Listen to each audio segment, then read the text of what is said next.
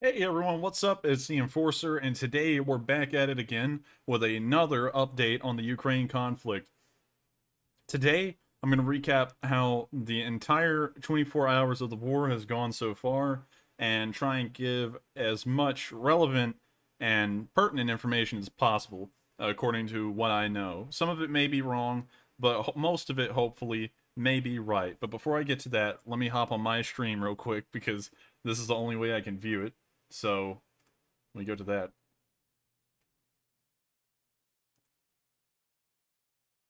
Today, I'm going to recap how the entire 24 hours of the war has gone so. All right. So, anyways, at the moment, the Russians have launched a full-scale invasion into Ukraine through Belarus and the border that it shares with Ukraine to the east. The attack was originally started off by a series of cruise missile attacks on multiple locations in Ukraine. I would mark those, but that would take a lot of time. Actually, I'll mark them. There were several missile strikes in Kiev, so we will just put that right there. Point 4. There were some in Lviv, if I can get a marker for that. Some there. We also had some missile attacks in Odessa. There was also some more missile attacks, of course, in Kharkiv, which we'll get to in a second. And some missile attacks in Dnipro. And some missile attacks at other important sites. But what is very important to note here is that all of the major Ukrainian cities have been hit by missile attacks. While these missile attacks have largely been focusing on military targets, some of them did attack civilians, and there were casualties from that. Now, moving on from that, after the missile attack started, the Russians declared that they would be conducting military operations. Actually, I was streaming last night when it happened, so I immediately stopped the stream I was doing and came over here to start talking about this. And the Russians began to move in. Now, the Russians moved in a few areas in particular, and one I'd like to note, which is the point that's causing the most concern right now, is down here in the Kherson area. I forgot the exact name of the oblast, but currently they control an area down in near Kherson that looks something like this.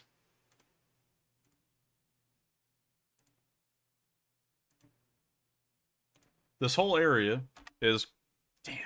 Alright, one second. Let me do that again. That sucks. I forgot about that.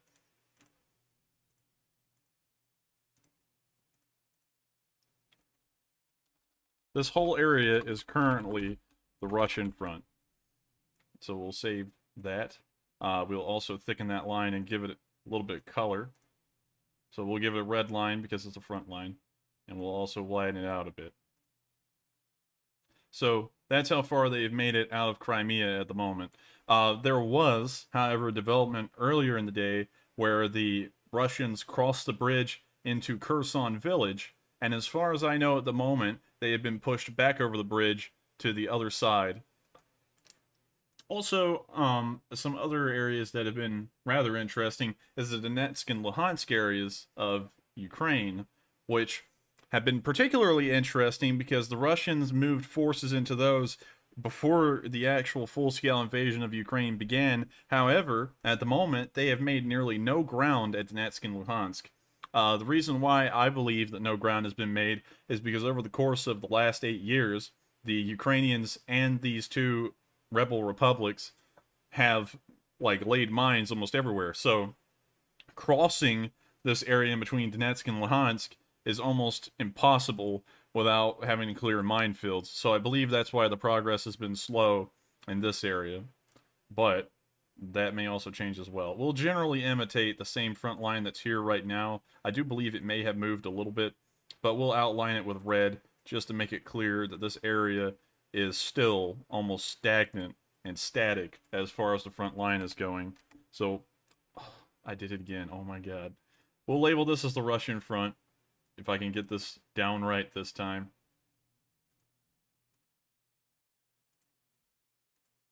Alright. And now we will type that in as the Russian front.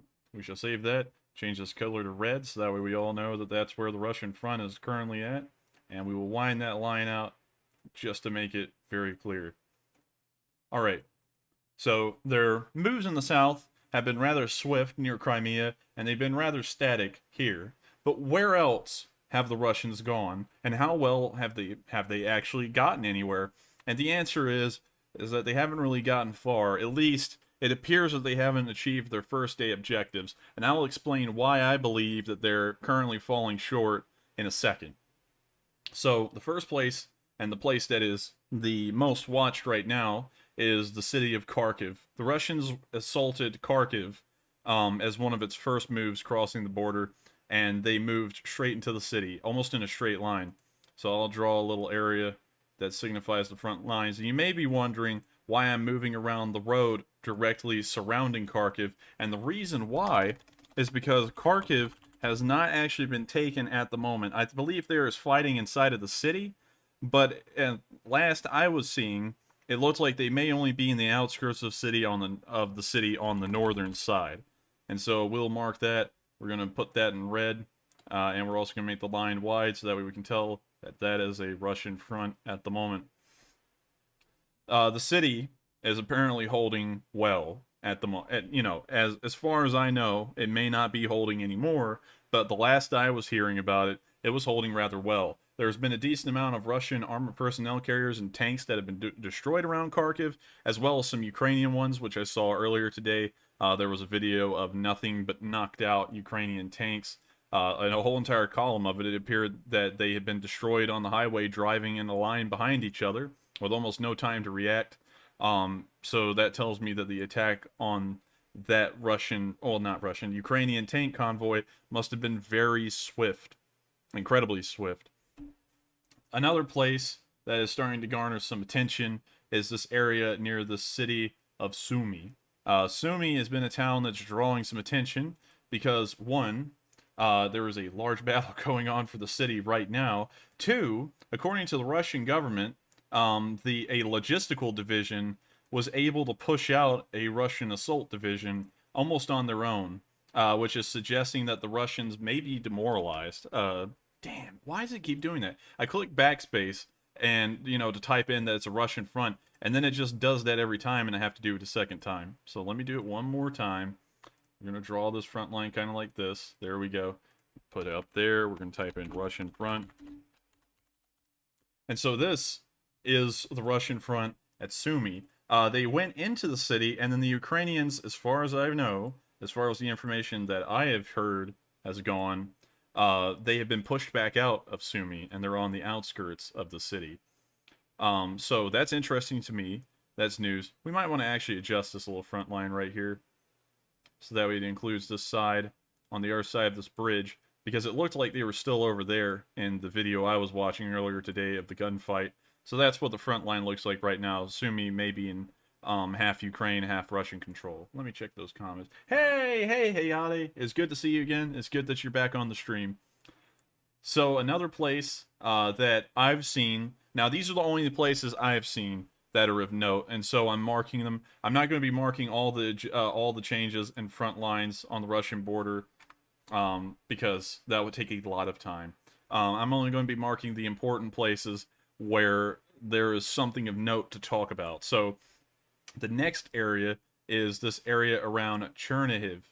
Chernihiv is an area that the Russians seem to be pushing incredibly hard. They've actually made some decent ground up here, but I believe they're still fighting within the city of Chernihiv itself. But I believe they've gotten as far down as Oster on this area.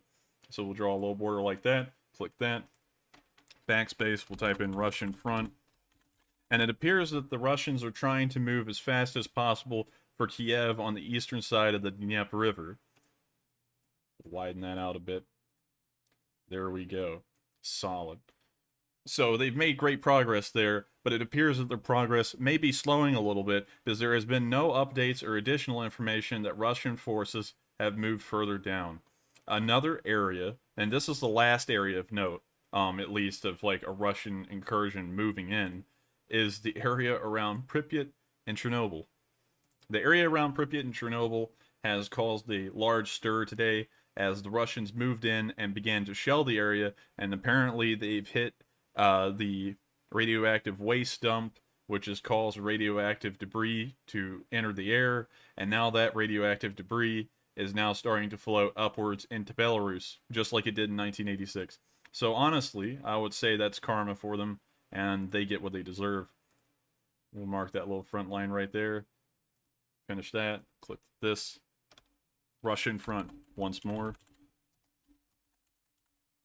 And then we'll click save. We'll change that color so that way we know it's a Russian front line. Boom. There we go. All right. This is what the current situation in Ukraine looks like, the last I've been told of information. So now we're going to go over what I think is going to happen soon. But first, before I do that, I'm going to check the comments real quick. Okay, we got nobody saying anything. If you want to say anything, just let me know, and I'll answer as fast as possible. So here's what I think the Russians are going... Oh, I forgot the most important parts of the developments of today. An airborne assault brigade, well, assault company, I would probably say, or an assault battalion, whichever way you want to call it. I mean, I'm not really sure if 200 men qualifies as a company or a battalion in Russian terms.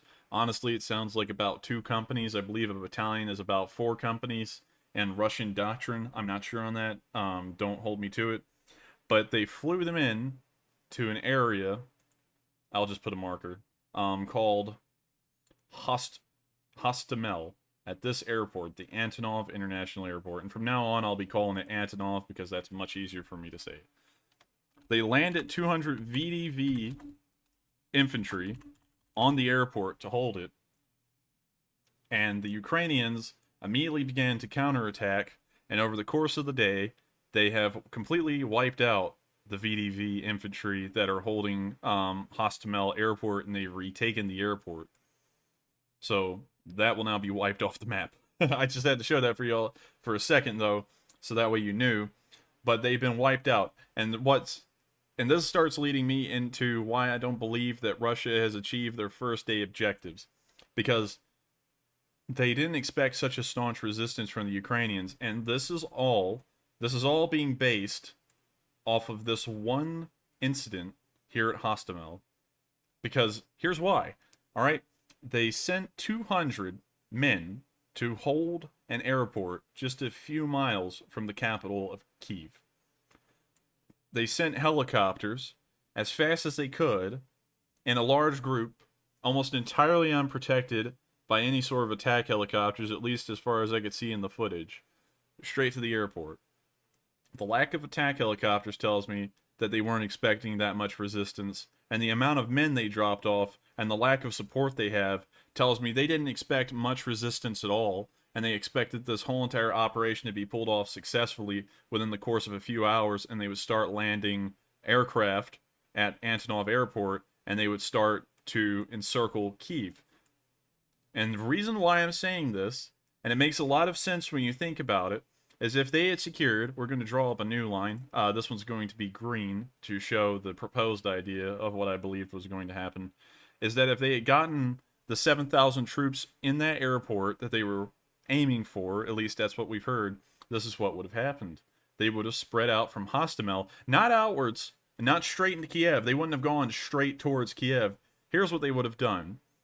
They would have surrounded Kiev instead. Now, that's kind of obvious, but some people believe in much simpler tactics, and so they believe that they probably would have just marched straight into Kyiv.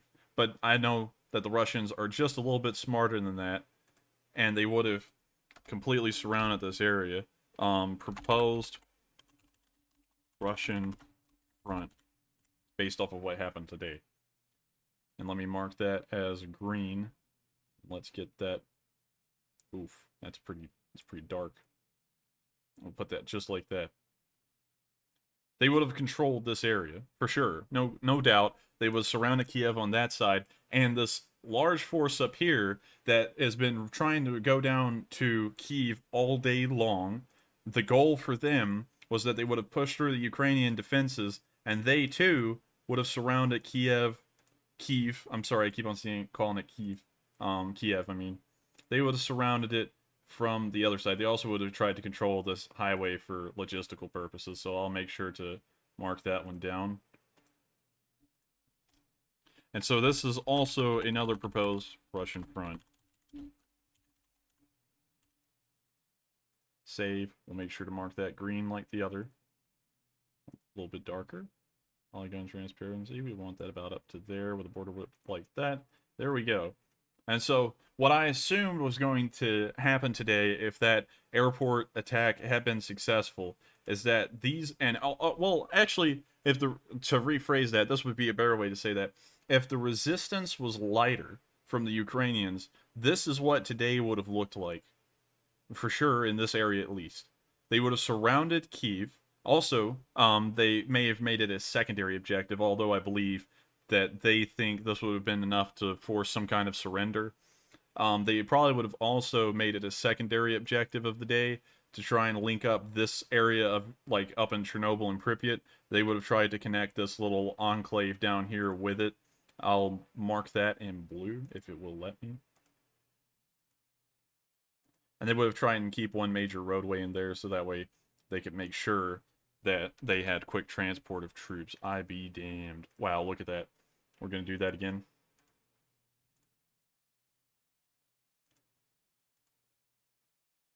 Hell, they may have even gone for 2 roads, so that way they could have had a backup road for logistics, so that way traffic didn't get so congested.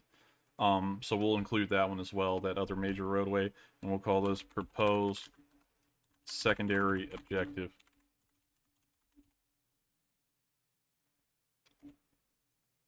Save. We'll change that color to blue. Transparency like that, border width that. There we go. And so they would have tried to have something that looks like this, and they would have surrounded Kyiv with what literally looks like a fist, and they would have tried to starve out the government or make them afraid that the city would be starved out and put into a terrible siege, and they would have negotiated some kind of surrender where the government would be overthrown. Because I do believe that's the end goal of the Russians, is to overthrow the Ukrainian government and create some sort of puppet country out of eastern Ukraine, and western Ukraine would be some kind of puppet state. That's for sure what I think they're going for at this point, because all evidence shows that that's what they're going to be doing. Another thing that they were wanting to do is they were wanting to go over Kherson. I'll mark that up. I'll mark that one up as well. They were trying to go for this Mykolaiv port, which was too far up a river for them to get to, you know, by navy, because there's a lot of things that could happen. You know, you could have land-based artillery firing at the ships as they try to go up there. I don't believe the Russians are that dumb, although some of their strategies that I've seen today may suggest that. But they would have tried to stretch out into this area up here and control this major city that's on a riverway, so that way they could also control a little bit more of Ukraine's economy, and they would have tried to create a nice little enclave on the other side of this river, which we will mark, of course. There we go. Proposed Russian front. And save. And we'll do this. We'll make it a little less transparent, make the borders a little thicker. Boom, bada boom. Look at that. That's where they would have gone for sure. If they could have gone a little bit faster. I mean, like, they're moving very fast. I kind of consider the southern area near Crimea a breach, because they're moving so quickly compared to the rest of their front lines across the country in red. Is that I believe if they could have just gone a little bit quicker, their goal would have been to move up to Melitopol. I don't know if that's been taken. It may have been taken, but as far as I knew, they only got this far. So we'll make a proposed Russian front through here.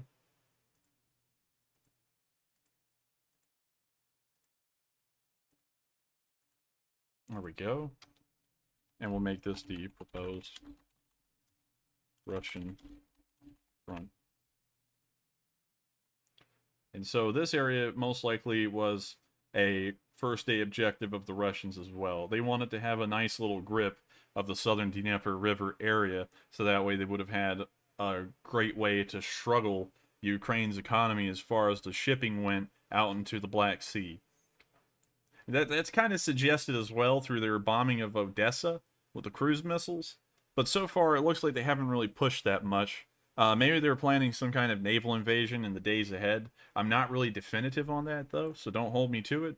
But we'll make that a secondary objective as well. We'll mark that in blue just to say that that may be something that they're planning. So this area is proposed secondary plan. We'll mark this in blue. Transparency like that, or with just like that. There we go. They would probably try and control Odessa, mainly because it's a heavy port of Ukraine's. And so you're starting to limit their economic capacity. Shipping has a large deal to do with exports and a country's economy.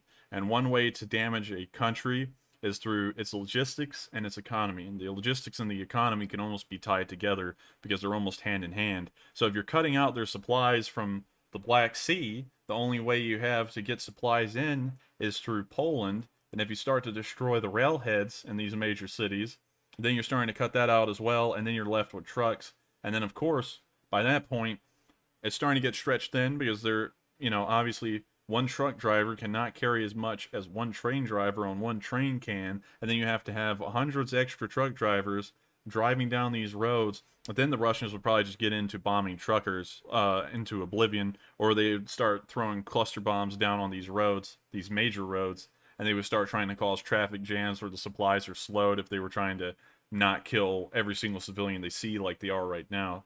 And that's the situation with the logistics and the supplies and why they would invade South Ukraine in this way, and why this is what I believe their main objectives of today was. There also another thing, to cover all the bases. I mean, like, I might as well just say what I think would have happened if the Ukraine defenses were less stiff, is that they would have certainly not wanted to fight directly in Kharkiv. Sure, there would have been some fighting because you've got to put pressure on the city, but they would have tried to surround it, as shown by them kind of moving down these roads, but they're being held back by the Ukrainians. So we'll mark that one up as well.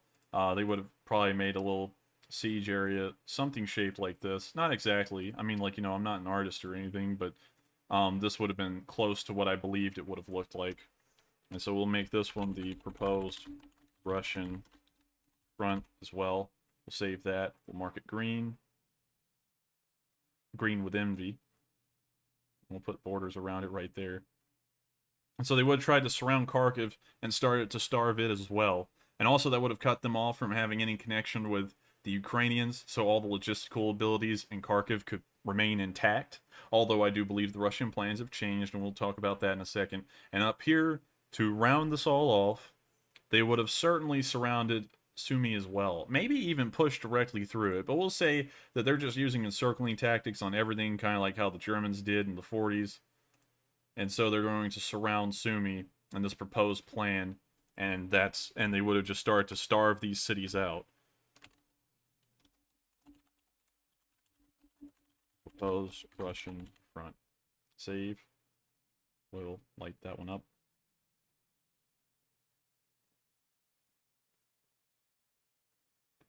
And so, looking at this situation, if this is what would have happened today, with Odessa captured, their entire connection to the Black Sea cut off in every major way, they can't use any of this over here because they would have to pass through the Russian-controlled Crimean area that has a land bridge directly connected to it, so they probably would have just bombed that into oblivion as well. And you're looking at a very bad situation in Ukraine because most of your major cities, at least in the eastern side of the country, are surrounded, and now the Russians are in a position where they just have to wait it out. And they don't have to do anything offensive anymore because they could just put heavy pressure on the Ukrainian government. They could say, look at the Ukrainians. They're letting all these they're letting all these wonderful people starve, all these ethnic Russians. They really hate the ethnic Russians.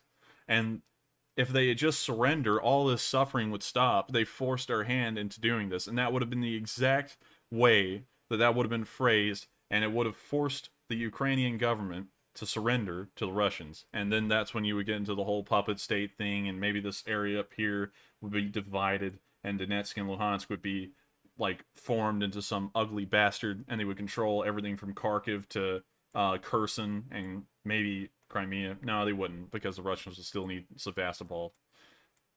But this is what I believe it would have looked like. Do we have any questions? Hi from Russia. Oh, we got...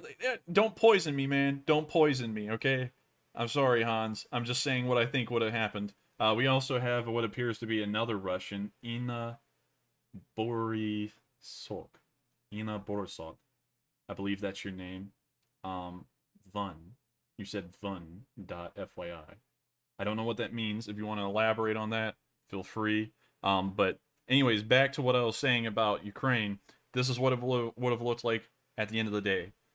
But from what it appears, the Ukrainian resistance has been much stronger than planned. That all goes back to the situation that was at the Hostomel airport and how the Russians only sent 200 of the VDV to defend this airport with absolutely no support, which shows that the resistance they expected was low and they thought that just 200 VDV troops could hold that airport on their own and long enough and well enough for aircraft to actually fly in.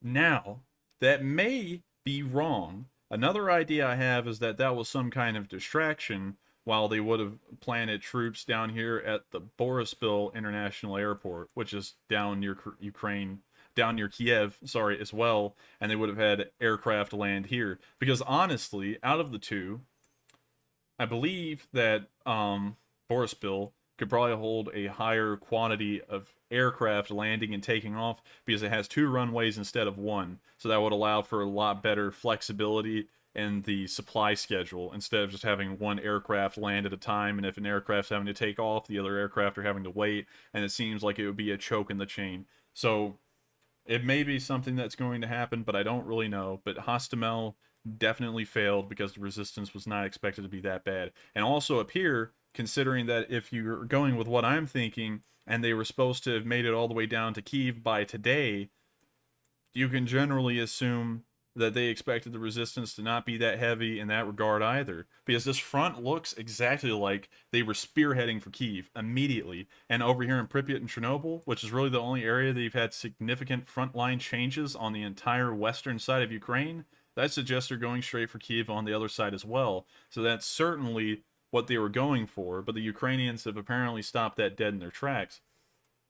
Another interesting thing that's happened is that the Ukrainians seem to have a mythical power on their side, a godlike deity. Not really a godlike deity, but more of a supporting godlike deity, and that is called Saint Javelin.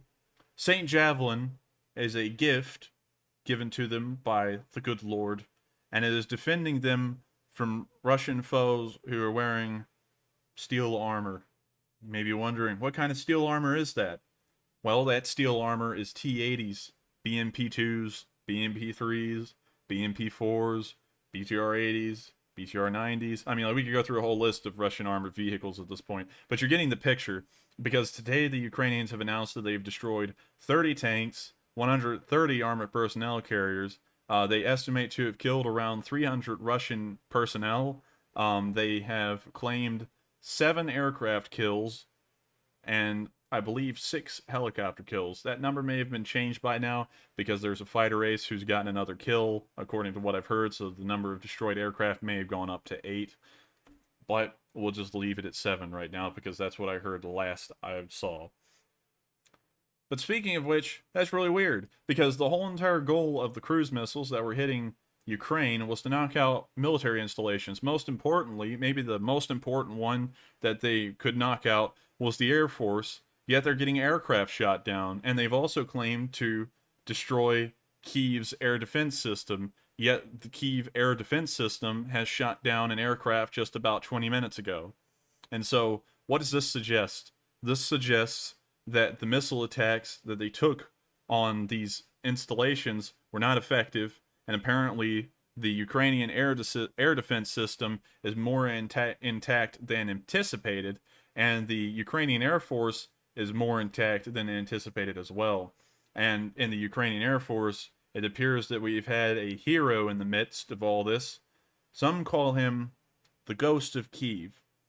Some call him a fighter ace. All I know is that at the moment, he has 6 confirmed kills, 2 Su-30s, 2 Su-27s, 1, let me think, what was the other one? 2 Su-35s, 2 Su-27s, 2 Su-20, damn, I think I've gotten myself all screwed up. Anyways, he's killed 6 aircraft at the moment, which is damn well impressive. He is the first ace of this war as we know it.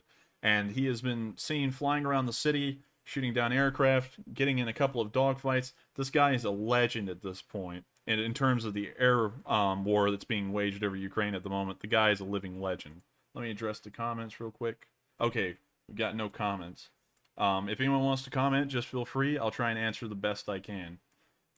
So while I've covered what I believe was going to be the Russians' first day objectives right here, I don't really think that Donetsk and Luhansk really was a part of that. I mean, like, if it was, let's just say, we're going to write this one down as a secondary objective, but let's just say that some sort of breach of the next Luhansk area, although that seems to be strategically impossible. I'm saying it's strategically impossible because of the landmines that have been laid there over the past 8 years, but let's say that they didn't worry about that and they had some kind of primary or secondary objective that they were going for here.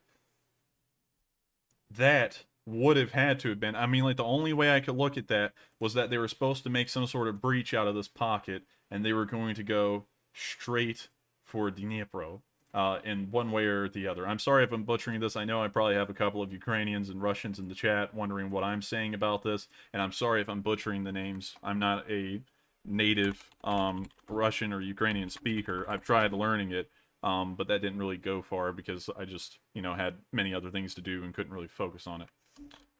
So, also, Putin, if you're watching, hope you lose, but it is an interesting thing to witness that a large war in Europe, the second largest one since World War II, is occurring right now. So, that's something, I guess. Or really be the third after World War I or the Franco-Prussian War. We could go on and on. But anyways, I believe that they would have gone straight for Dnipro. And now everyone's going to say, okay, now you've lost your mind because they're relying on one highway straight from Donetsk to Dnipro. Why the hell would you think that? That's just dumb. All right, I'm going to have to move down here to the Chechnya area to explain, okay? Because their strategy right now is key cities, okay? And the last time they fought the Chechen War, which it's this area down here, I'll mark it for y'all so that way y'all can see it a little bit better. Boom, boom, boom. This is like a rough outline. This isn't exactly what Chechnya's borders are. You can kind of see them dotted along the landscape a bit. But we'll call this Chechnya because it's Chechnya, duh. And we'll color this one yellow as it's a reference.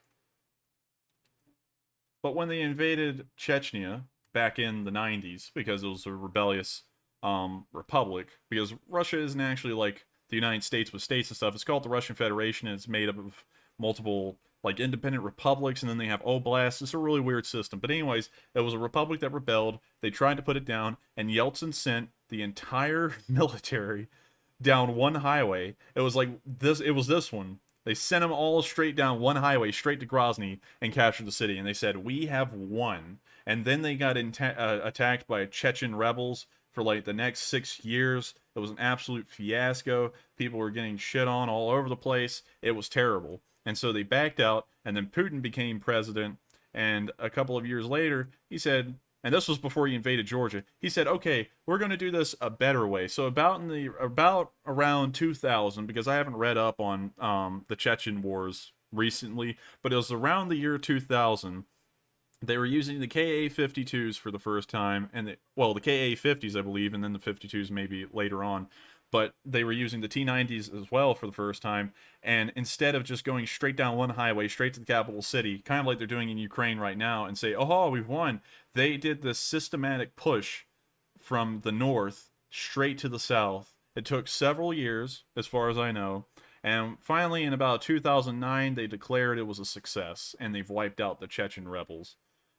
So I feel like Boris Yeltsin's original strategy of just shooting straight for the capital and saying, haha, we've won because we've taken the capital, and it's like a movie, you kill the main antagonist, you just win, although there's like a whole army standing.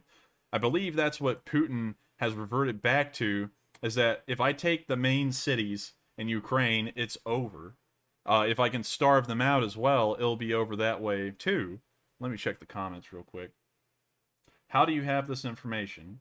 Nathan, I do not have the information as to the proposed Russian plans. This is kind of more of my speculation of what I believe was going to happen, based off of some information. I could recap that if you want, S2 Underground has super good stuff. I don't know what S2 Underground is, but I'll check into that after the stream. Frank, you said, damn bro, 30 watching, congrats, thank you. And we got Biggest Arm in Westland, Oregon, quality content. Well, thank you, Biggest Arm in Westland, Oregon. That means a lot to me that the Biggest Arm in Westland, Oregon thinks I have good content. Thank you. So, back to this. Oh, by the way, I'll get to this little page in a minute. I don't have any information to back this up, okay? I'm going off of this based off of what went on at the Hostomel Airport, and I'll try and recap that real quick. At the Hostomel Airport, they flew in some Mi-8s straight over this reservoir on the Dnieper River. They flew the VDV, which is some of the elite Russian airborne troops of the, Russian army, to the Antonov Airport, dropped them off, and left them with no support and expected them to hold out. Then this area up here, they started the offensive from Belarus, and they started pushing down. And the shape of the current front line, as far as I've been told and what's been presented to me, is in the shape, and it appears that they were shooting for Kyiv. And then this little airport here, supposedly, from the information we've been told, the VDV was supposed to hold that airport, and around 7,000 troops would be flown into that airport, unloaded, and then they would spread out, and they would attack Kyiv. That was the proposed plan about Hostomel. And so if you assume that that's true about Hostomel, and this front line shaped like this, and they're moving south, you can only assume, well, I can only logically assume, that their goal was to encircle Kyiv and pretty much starve the city into submission, or force the Ukrainian government's hand into signing some kind of surrender, so that way they don't end up having tens of thousands of Ukrainians starve or die in a siege. So that's how I'm basing that off of that. There's no information to back that up. That's entirely speculation off of the course of the day's events and how poorly they went for the Russians, that this must have been their original plan, and they were planning to be able to do this with minimal resistance from the Ukrainians, and they didn't expect such a staunch response to what's happening. So, let's see. Attacking is one thing, holding ground is another. I don't really know how I'm supposed to take that. I don't really know what you mean by that. I think my brain must be jumbled because I just explained something, but I'm sorry. I would like to try and answer that question. Hey, welcome back, Satan's panel. What did Biden say about the Russian invasion? He said it was a brutal attack. He put down some sanctions, best way to put it, and pretty much he said give it like a couple of weeks to a month, and they're going to see what happens. But honestly, this is going to be over in a couple of weeks to a month. Either the Russians will win, or they're going to agree to some kind of ceasefire, because this will start dragging on too long if the Ukrainians can hold their ground. Cowskill said, "What did I stumble upon? This is A+ content. Thank you. Thank you very much, man. You're just like the biggest arm in Westland, Oregon, man. Biggest arm in Westland, Oregon. Let's go." Okay. So getting past that, getting past all that stuff, that's why I think this is what would have happened today. This is what you would have looked at if the Russian plan had gone perfectly. This is what the fronts would have looked like. If y'all have any questions about which one looks like what and why, go ahead and throw a comment down in the comments, and I'll try and get to that as soon as possible and try and give the best answer I can as to why I think that. So, now the city of Kyiv has been hit by missiles again, now that I've kind of updated y'all on how the front lines look today. Oh Lord, wait a minute, no. Before I do that, let's go through the numbers of what happened today, and also a valiant stand that could be equivalent to the Alamo way back in 1836, 1837. So, we'll start off by talking about the last stand of the men on Snake Island. There's a small island down here, this little area right here, and it's called Snake Island. And there were 13 Ukrainian men stationed on this small island.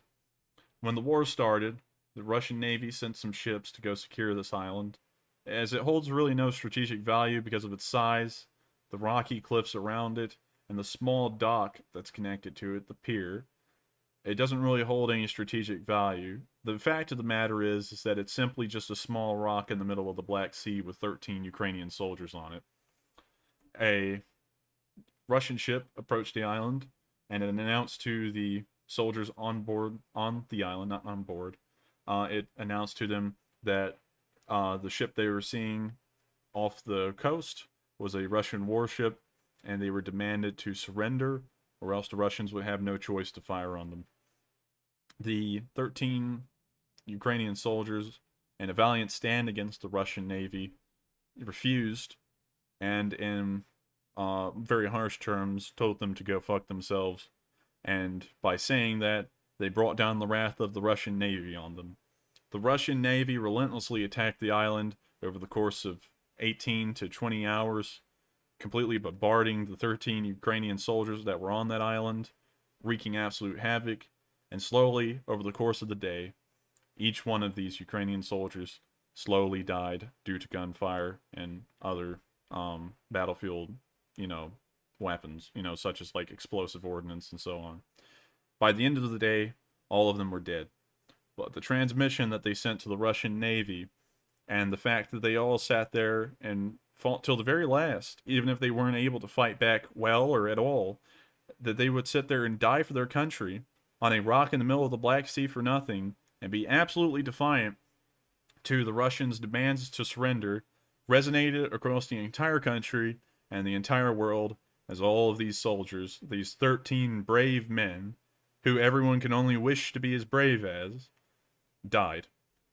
The Russian president has said that these men are heroes, and I have to agree that for someone to face down the jaws of death and simply tell it to fuck itself is a very strong stance to take, and it shows that the Ukrainians will fight on till the very last man to defend any inch of territory that can be gained by the Russians. The Ukrainian president said he would award all of them the Hero of Ukraine award, and with that being said, this island sadly fell into the hands of the Russians, and so it will be marked with a red border around it to signify that it was finally lost at the end of this day.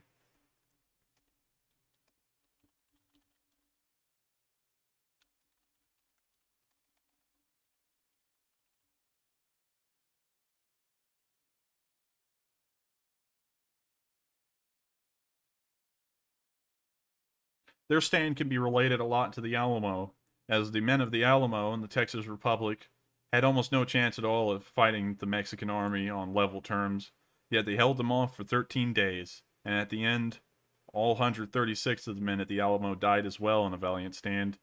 And so you can relate this to the heroic stands of many men throughout history, like Leonidas 300, the Battle of Rorke's Drift, the Alamo, and many others.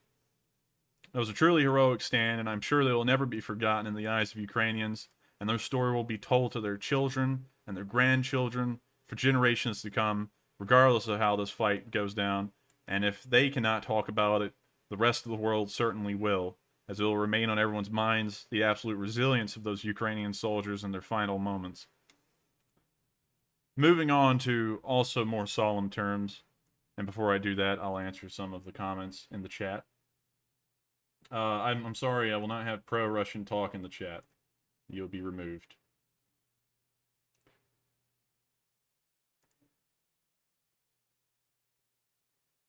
So, let's see. Do you think NATO will get involved? Do you think Putin cares about sanctions? Well, the biggest arm in Westland, Oregon. I do not believe that at the moment, although I was wrong because I originally believed that Russia would not invade Ukraine until yesterday when it happened. I don't believe that NATO will get involved in any serious way as of right now. That might change, but at the moment, no. Do you think Putin cares about sanctions? To answer the second part of your question, not quite. At least on the surface, he's not. Because at the moment, the sanctions have been very light compared to what has been touted by the U.S. government or any other government, and it seems that the Germans have begun to rethink their staunch stance on the Russians, and they have denied that that Russia should be removed from the SWIFT financial system, which is the way that most countries transfer finances these days. So I don't really think he's caring about the sanctions right now. I don't think they're meaningful enough. Let's see, John Condon said, I watched Odessa get hit on a live. This is sad. I do have to agree, it's very sad. And I'm actually a gamer. My YouTube channel focuses entirely on gaming. But funnily enough, I'll tell you the story of this channel. Um, the channel was started as kind of like a current events history channel. So the goal of my channel was to cover current events and explain why they were happening. And like the whole entire thing that kicked that off was the failed evacuation of Afghanistan under Biden. Okay, I'm not going to get political here. I'm not saying that Trump would have done better. I'm not saying Biden could have done better. I'm just saying that it was botched regardless of how you want to look at it. And so I wanted to make a video explaining what led up to all that. And the whole plan of this channel was to be an unbiased kind of like reporting institution on this whole thing. And that didn't get a lot of views. Not a lot of people wanted to watch that stuff. I really hate it. But it took a lot of time to produce those videos too for the amount of views I was getting. So I took a break from YouTube for a bit. I started to look into ways of doing things, and I decided that the video gaming channel would be the best one to do. And so that's what I did. But now that this has happened, I felt like it would be good not to go back and make a full production video on this, but to at least live stream about it and talk about what I think is going on, what will happen, and stuff like that. So yes, it's sad to watch it, and that's why I'm here. Satan's panel says, "What do you think is going to happen next week?" I'm not going to talk about next week. I don't really know what would happen next week. And isn't most of Ukraine taken over by Russia now? No. I'll show you this again. Hopefully this shows very soon while I'm talking about it. But the areas that I've marked in red are the current Russian front lines as of now. And so if we zoom out to Ukraine and forget all the green and blue areas, those are areas I said they were probably aiming to achieve to control on the first day. But the areas in red are actually the areas they control at the moment, last I checked. So no, they actually haven't made it far, and they don't control the large amount of Ukraine compared to what everyone was expecting. In fact, most military analysts right now are saying that the Russian performance is incredibly poor, and I do have to agree based off of what I said earlier. Hopefully, most of y'all were watching earlier in the stream, is that they weren't expecting this kind of resistance, and so their whole entire plan was very relaxed. Honestly, it feels a lot like this is the Finnish-Russian War. I'm sorry, not the Finnish-Russian War, the Winter War. Where the Finnish just slaughtered the Russians because they had this overly complicated plan that they thought would be easy to implement because they run into no resistance. It's very similar to that right now, but that might change in the coming days, and so I'm not going to make that definitive. We'll move on to the other comments. What do you think the moves will be in the next 24 to 48 hours? All right, that's a good question. And to go back to it, I believe that although the first day objectives of this stuff has been thwarted, I believe that this will be the second day objectives now, because they've seen that the resistance is stiff. They've now launched a new wave of bombing campaigns, and so they're going to go for this objective once more. They're going to try and encircle Kharkiv. They're going to try and take Sumy, probably in its entirety. They'll probably try eventually to figure out a way through the minefields at Donetsk and Luhansk and go straight for Dnipro, so that way they control another major city. They'll try and take Kherson again in Odessa, so that way they can control all the major ports in the south. And I think they'll also try and encircle Kyiv again.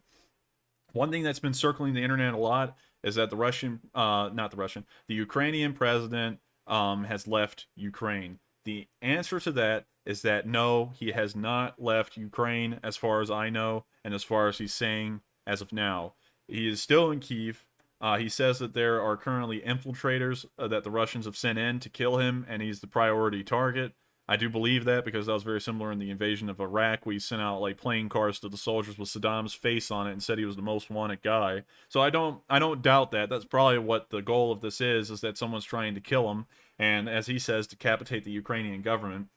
But I do believe that these will be tomorrow's objectives right here. If they didn't get to succeed today, and the airhead here has been lost at Hostomel, that's just completely lost, so they're going to have to try and push that through the land now. I believe this will be what they're still aiming for, because there's nothing to be gained over here at the moment. They would have to push through a large amount of land over here to get to any population center, so the reason to push that's kind of lost, because the amount of ground they would have to cover and the amount of resistance they would go through just wouldn't be worthy of the prize of getting down here to Lviv. It just wouldn't. But over here in Kyiv, It's a very short distance from the border. It's a very quick capture, very quick siege, and it's going to put a lot of pressure on the Ukrainians. That's worth it. Kharkiv, worth it. Dnipro, kind of a stretch. I don't really think it's going to happen, but it might be worth it for them. And then they're going to control the economic areas down here because Ukraine relies heavily on the sea for exports. So that's why I believe the second day will look like tomorrow. Oh my gosh, this chat's blowing up. Goodness gracious. Let's see, us in spectator mode right now. Yes, indeed, we're all in spectator mode right now. Moonlight, Knev, Bidet, Rossiyski, Yeli, Belarusin. I don't know what that means in Russian. I can read it, but Moonlight just said Kiev will be Russian or deserted. I'm sorry. Thank you, Frank, for putting that into Google Translate. I do not have pro-Russians in the chat. You'll be removed. So you will have that removed. Very sorry about that, and you will also be hidden in the chat. Sorry about that. But I don't have pro-Belarusians and pro-Russians in here. Sorry. Justin App says, I only hope America and others are quietly doing more than they say. You know, that might really be an entire possibility here. They might be doing more than they say, because the equipment that the Ukrainians have is surprisingly good. And although they've been given this equipment over the course of several years, I do remember when they were actually getting the TOW missile launchers way back in the day under Trump, around 2018, 2019, Trump gave them some TOW missile launchers. By the way, I've kind of lost respect for him, not to get political or anything, but he was really supporting Russia, Russia's stance and Putin's stance, and he was saying, oh, he's a really smart guy. And looking at the light of those comments now with an invasion ongoing, those were in poor taste, very poor taste. But anyways, getting beyond that, because I don't want to get into politics, don't like Biden either, so hopefully I haven't pissed anyone off too much. Let's see, what was the question again? Golly, I kind of... Yes, I do think they'll be doing more than they say. Right now, America's moving soldiers to Poland. I believe this may be in fear that there will be that if the Russians push down this border and push some of the Ukrainians into Poland and they fire on them while on the Polish border, that will be a provocation of NATO under Article 5. And if they result in that kind of provocation, you'll be looking at World War III immediately. So I would suppose that America's probably, the Department of Defense probably has the military on DEFCON 3, DEFCON 2, but I don't really want to talk about the stance of the West in this video. I don't want to talk about anything like that, because as you can see, there's Russians in this chat, and I don't know if Russia just has people from the Ministry of the Interior on YouTube looking at people live streaming and trying to figure out if they know what's going on, and if so, then, you know, maybe I've foiled their plan. I mean, it's kind of obvious if this is their plan. And if it's not, then good, you know, they're not getting anything from it. I'll probably be poisoned within the next couple of days as well. If Russians are who they are, they're always poisoning people. But that's the price we're all willing to pay, you know, getting a little bit of poison. Biggest arm in West Linn, Oregon. This has gone from like a TED Talk to answering questions. I'm so glad I have this many viewers. I don't even care about gaming, but you got a new subscriber. Bravo, keep doing things like this. Surely you will succeed. Thank you very much, Biggest Arm in West Linn, Oregon. I love your name, man. I love your account name. I love to talk about this stuff at an arm's distance, but I don't want to get called an armchair general or anything. I'm just trying to talk about what I think makes sense. And it's not really based in any sort of tactical reasoning, as in like I have any form of like official training as far as the military goes. This just looks like the obvious route to me. What else do we got? We got Sergio Bonilla. I love that name. You sound Italian. Me and Brother R. I don't know what that's a response to. If you respond in the comments, make sure to like kind of add what I said, because it will help me respond to you a lot better. But if you and your brother are in Ukraine, and that's what you're saying, I'm very sorry. I hope y'all are in a safe place. And if y'all are men above the age of 18 and under the age of 60, I hope that y'all would be safe, because it appears that they have mobilized every man in between those ages, and so hopefully you're in well health. Justin App says, I think any good American would do, they wouldn't advertise it. Yes, that's very true, because that would start to involve international complications in our current stance, which is kind of a stance of neutrality. Satan's Panel said, oh, thank you for showing me, no problem. Nathan Harrell says, this is awesome content. Thank you so much, Nathan. Justin Apps. Oh, what? What's this? Huh. Well, the bot's been posting, if you can see that. Um, I hope America will do something like they did when Russia went to Afghanistan. They kind of did, but they did it in advance. You know what I mean? They kind of did. Also, another thing, I'm so thank you, Justin, so much. You just reminded me of about Afghanistan, which is kind of reflective of what they did today. Okay, because they expected no resistance in Afghanistan as well, and they landed hardly anyone in Kabul. And I actually did a video on this. This is crazy, man. It's almost all coming full circle, but and when they invaded Afghanistan in 1979, way over here, if we go to Kabul, there's an airport at Kabul, an international airport. You may have seen it when they were trying to evacuate people. Hopefully, it shows it on here. I don't think it does. But take my word for it, there's an international airport over here, and they landed hardly any Russian VDV troops and Spetsnaz. They did Spetsnaz and VDV in 1979, but they just landed a few of them, and then they flew in thousands of Russians with no resistance, like no ground fighting whatsoever. They just secured the airport, flew in thousands of Russians, and captured the capital immediately. And that's exactly what they were going to do over here in Ukraine. They were going to fly in into Hostomel and then immediately capture the capital by surrounding it.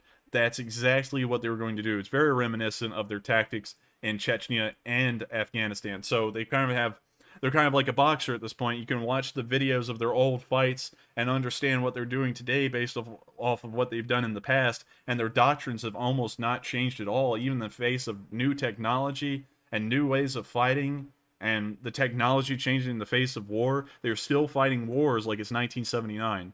It's asinine at this point. 82 subs. Oh, I don't even know. All I see is 77 subs on my page. Calskill says they definitely weren't expecting this resistance. Certainly not. They were not expecting this kind of resistance whatsoever. That's why I believe the first day objectives were not met.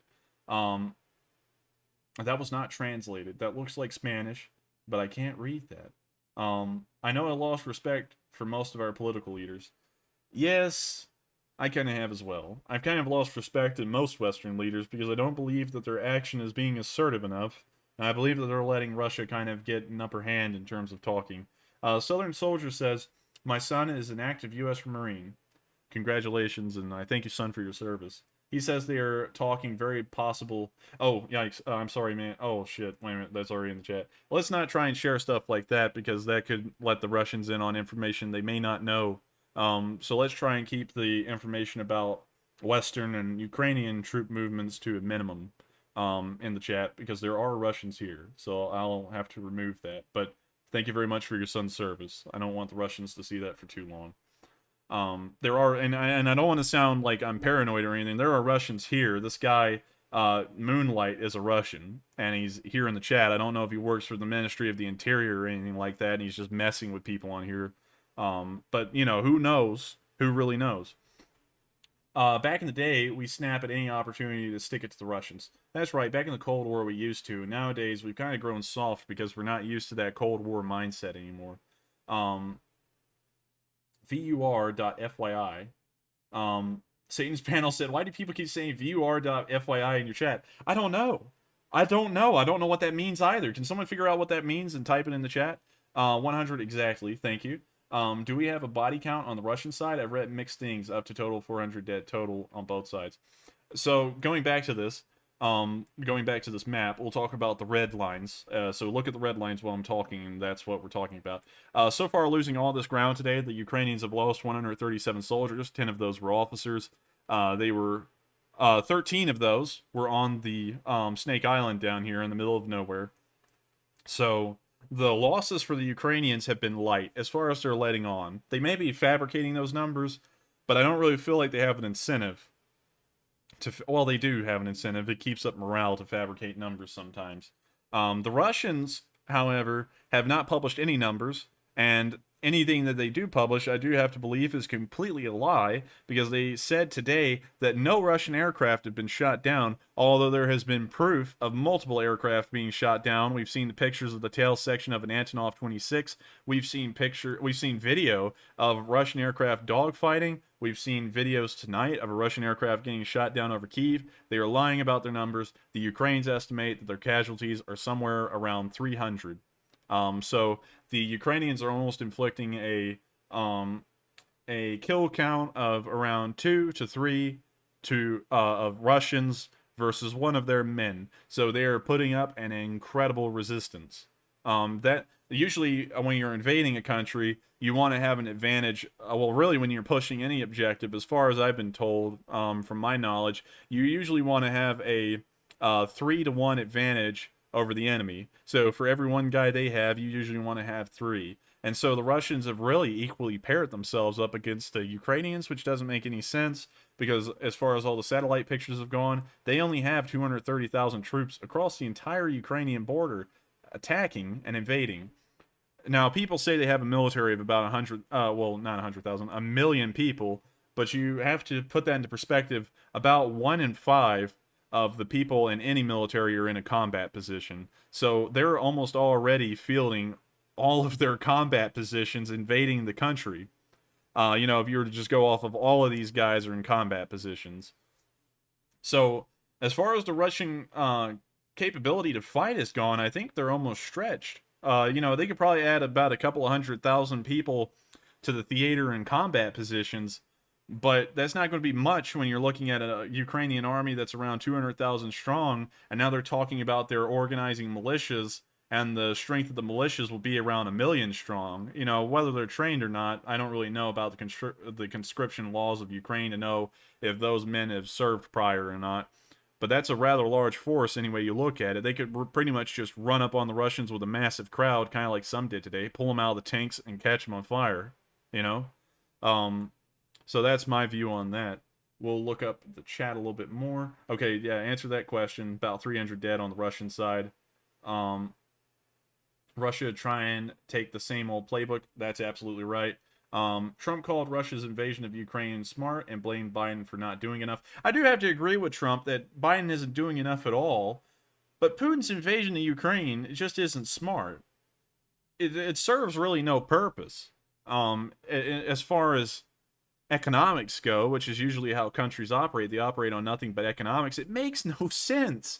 But here we are. And he's doing it out of some sort of like Lebensraum thing that I won't say his name because I'm kind of scared, YouTube will do something to me and strike me down. They're probably not liking what I'm doing right now.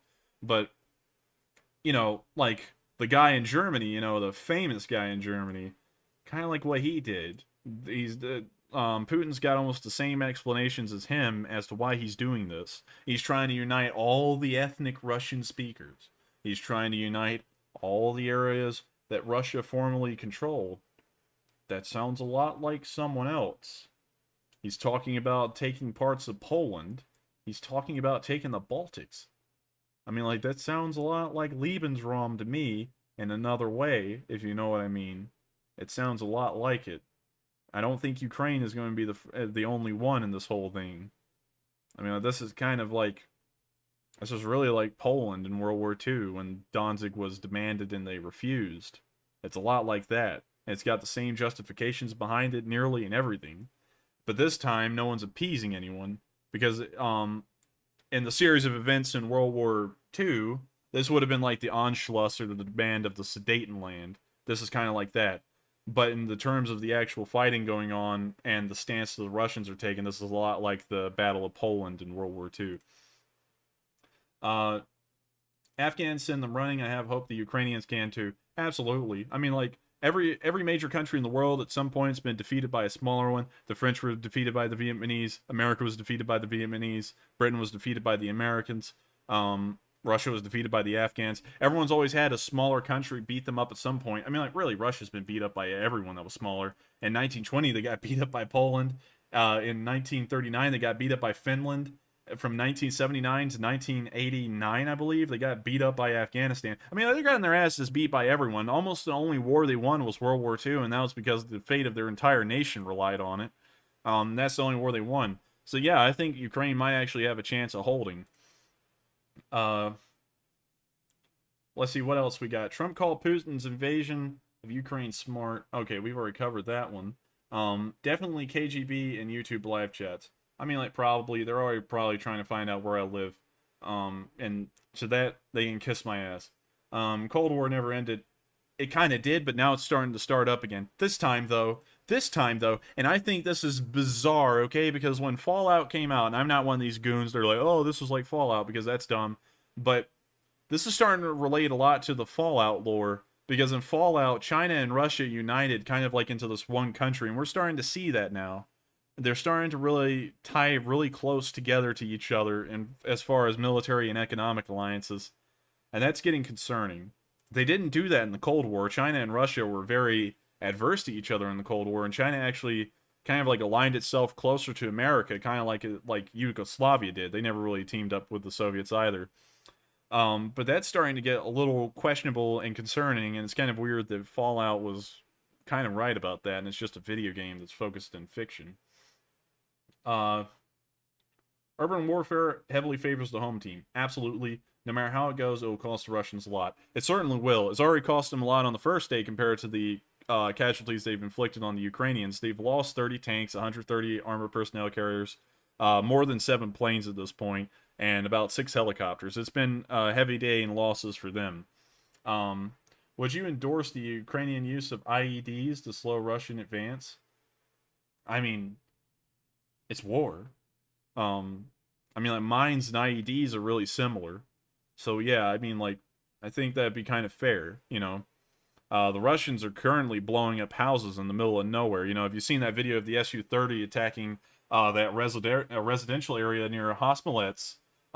It seemed that they had no regard for civilians or civility of any kind. They had a cruise missile hit a skyscraper in the middle of Kyiv. Who knows how many civilians were killed in that? We don't have a number on civilian casualties yet, as far as I know. So, yes, I mean, I believe IEDs are perfectly fine to use. I believe the Russians are even using incendiaries, which I believe were banned under the last, one of the last Geneva Conventions, and they're using incendiary weapons. So, hell, why not use an IED? I mean, like, really, honestly, get some flechets and just blast their asses into the ground and, you know, keep them there. Let's see. It's propaganda, it's ideology that democracy does not work. Yeah, it's got a lot to do with that. And he's trying to make it sound like democracy is where fascists live, and I think that's stupid. That's just stupid. And also, another thing is that what the Russians are doing is so atrocious that I've heard today that the Swiss are even sanctioning the Russians. The Swiss never do anything to side with anyone. And just a few hours ago, they started sanctioning Russia as well. And that tells you that globally, this is being looked at terribly. It's being looked at really bad. And so I would expect that the Ukrainians are going to start pulling tactics out of the woodworks to start messing with Russians. I mean, like, they're already handing out rifles to civilians in Kyiv. They've handed out about 10,000 of them so far, maybe even 50,000. But I'm not sure about that. I can't really back that information up. But what we do know is that the Ukrainian population is armed, and Russians should be very scared when entering a Ukrainian city now, because they might be heavily armed. I'm just saying that. Hopefully the Russians in the chat tell Sergey that. And I think they know who Sergey is.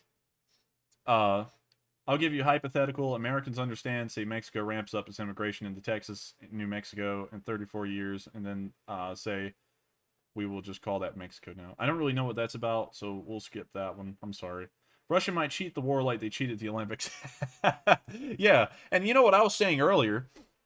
So if you look at normal Google Maps, because this is a special kind of Google Map, so I can draw up on this stuff, they have these really weird colored lakes down here, and I believe that's where they try out the drugs for the Russian athletes, so that way they're really juiced out. And I believe they're giving these drugs to the Russian soldiers as well, and the Ukrainians are fighting like super mutant freaks out there in the middle of the Ukrainian wilderness and in the cities.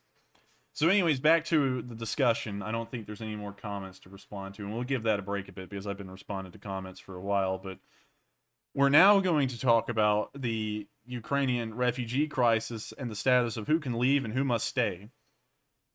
Earlier today, the Ukrainian president declared martial law, which means that there's like emergency powers that the government now has in a state of war. So sometimes basic rights can be overlooked. You can remember that in the Civil War here in the United States, for my American viewers, Abraham Lincoln suspended the writ of habeas corpus, under the auspices of martial law. So sometimes sometimes your civil rights can be overlooked during a war because there's just not the time to observe them. You know, it's a state of emergency. People have somewhat more important things to do. Um, so the martial law was declared. The president also declared general mobilization, which means that all men between the ages of 18 and 60 who are able to fight must stay within the country. They are not allowed to escape the country. Women and children, however, and boys under the age of 18 and men over the age of 60 can leave. Romania has said that they will take they will take refugees. Poland has also said they'll take refugees, as there are currently refugees crossing that border, as I know. Um, the Moldovans, I don't know what their stance is, but I know that you can travel through Moldova at this moment, but I don't know what their stance is on taking refugees. So I can't really attest to that situation. Belarus is obviously not taking refugees. You know, they're an aggressor in this war. And so that's the situation with that. And that being said, there's a lot of people, a lot of them, leaving Kharkiv, and they're on the highway to Dnipro. If you pull up Google Traffic, it gives you a live feed of the traffic situation around the world, and it also shows you the closed off streets in Ukraine, which can suggest either martial law has closed them or there is a active battle going on those streets. So it kind of gives you an idea of what the front lines are like in an indirect way. But there is a load of people leaving Kharkiv, and they are probably looking for a way out. Luckily, the Ukrainians held down here because maybe the Russians would have just taken this entire southern area, and there would have been almost no way out for the citizens of Kharkiv except for through Poltava and over this small bridge here in front of this large dam facility. I forgot what this is called. It's called the Kremenchuk Hydroelectric Power Station, and it has a massive reservoir behind it. Now, if the Russians started to do some underhanded stuff, like it looks like they're doing now, bombing civilians and such, they might start hitting hydroelectric plants, and if they do that, you're looking at a huge situation of flooding, thousands of people killed. That'd be a terrible situation. But we're gonna avoid that for now because we're talking about the refugees leaving the country. They would only have one way out, so it's a lucky thing that they have kind of two ways out. And it looks like, according to the routes that they're taking, they're all going for Romania. Probably. It's the shortest distance to travel. Although they'd have to get around Moldova because there's this little area that's an unofficial country called Transnistria. And as far as they know, there's Russians in there. And so they might not want to pass through there. They're going to pass down here in Odessa and probably make it to Romania this way. Or go up here, and then they might just move on to Poland or Romania. Or Hungary, because Hungary is accepting refugees as well. And Slovakia. I forgot that all of them are taking refugees. And the countries further over, like Britain, Germany, Ireland, I believe they have suspended the requirement for visas, and they only need a passport for a Ukrainian to be accepted as a refugee and come into their country for a temporary stay, hopefully. So that's the current situation on the refugees. Let's take a look at the chat. 29 views. You're really milking this, lol. I'm not really trying to milk it. I just really feel into this, and here's why, okay? I knew a guy from Ukraine. His name was Vlad, like most Russians and Ukrainians. His name was Vlad. And he went to my school when I was in high school, and he was a really cool dude. Him and me got along really well. He was cool friends. I learned a lot about Ukrainian culture. He was an incredibly nice guy. He was a really cool friend. And then he went back to Ukraine. I'm in college now. I'm a senior in college, so it's been a while since high school. But he's over there, and he lives around Kyiv, kind of near this front line. And I checked on him today. Well, actually, I started thinking about him right when the invasion started last night. I was like, that poor dude is a very nice guy. And a lot of Ukrainians are like this guy. They're very nice people. And he's over there in the middle of this stuff. He's probably getting bombarded. He's hearing artillery in the distance. Russian tanks will be rolling by his house tomorrow. And I was like, the poor guy, I really feel for him. And then the video started coming out of the Russian Su-30 attacking the houses near Hostomel.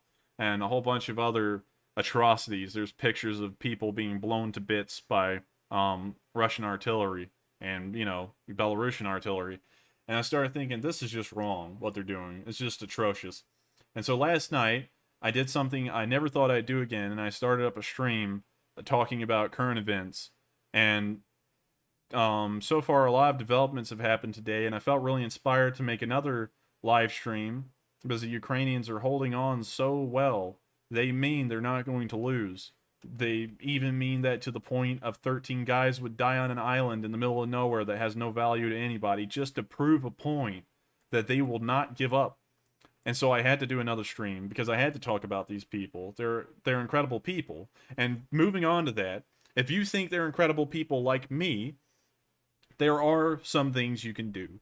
If you have Ukrainian friends, you can try and comb some information out of them. Don't comb information about the Ukrainian military out of them. Comb information about the Russian military if they have any. Ask them for videos. Ask them for locations that they've seen Russian troops. Ask them for that information. The Ukrainian Ministry of Defense needs this kind of information. They can't have enough of it. You know, regardless whether they have satellites, they don't have satellites. Regardless whether they have surveillance planes, anything like that, they need this information as much as possible. So if you can find this information anywhere, make sure to put it on Reddit if you can. I'm sure that the Ministry of Defense is very busy right now, but if you can, call the Ministry of Defense and tell them the locations of Russian troops in areas they may not know about. You may be helping them save a few lives. You may be helping them to kill a few Russians. And so if you want to help them out that way, help them out that way. There's another way to help them out as well. You can help them out with your money.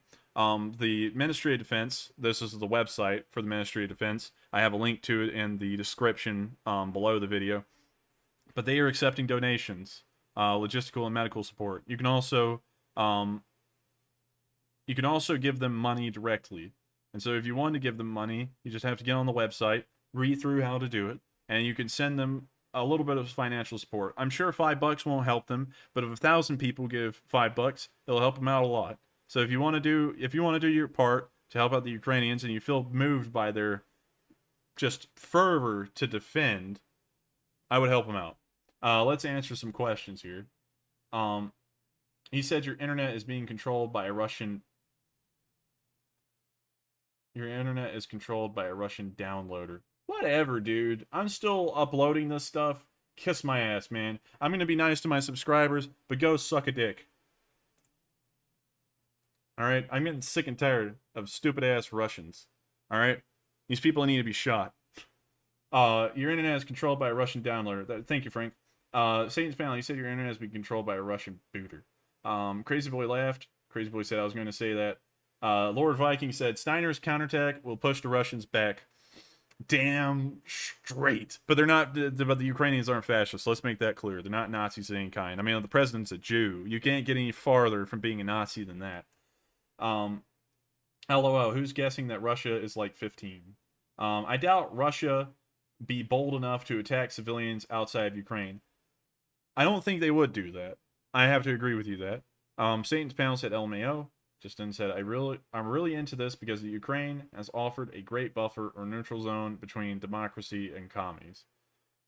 I do have to agree. I have to agree with that. But Ukraine has a right to self-determination. And if the Ukrainian government, which is elected by the people, wishes to join NATO, even if that means that nuclear weapons will be moved closer to Russia, they have the entire right to become a member of NATO. You know, just like Cuba had a right to become a member of the Warsaw Pact and have Russian nuclear weapons just 90 miles off the American coastline, Ukraine has that right as well. And damn it, no one should be able to stop them. That's just how it is. I feel bad. Russia is one of my favorite countries, though. I mean, like, you know, it's a neat place. It's got some neat cultural background to it. I met one Russian in real life. He was a decent old man. I met him in London, of all places. But yeah, I mean, like, it's a neat place, but, you know, the government and apparently the people, to a small extent, I gotta say that to a small extent, there's huge protests going on in Russia right now, are not the best people. You know, just a very small amount of the Russians, though. There's a live feed from Kyiv in Ukraine. Wonder if the stream can last the weekend. I think I'm a very optimistic person about the Ukrainians. I think they'll be able to hold for a while. I've always wanted to read Russian. It's very easy, actually. You can read Russian very easily. Let's see, what's it called? Duolingo will help you out the most with that. That's what I learned. So if you want to do that, go ahead and go for it. Russia, not Russian, not Russia. Okay. Anyway, I'm gonna go to sleep. Good luck on the stream. Thank you, buddy. Thank you so much.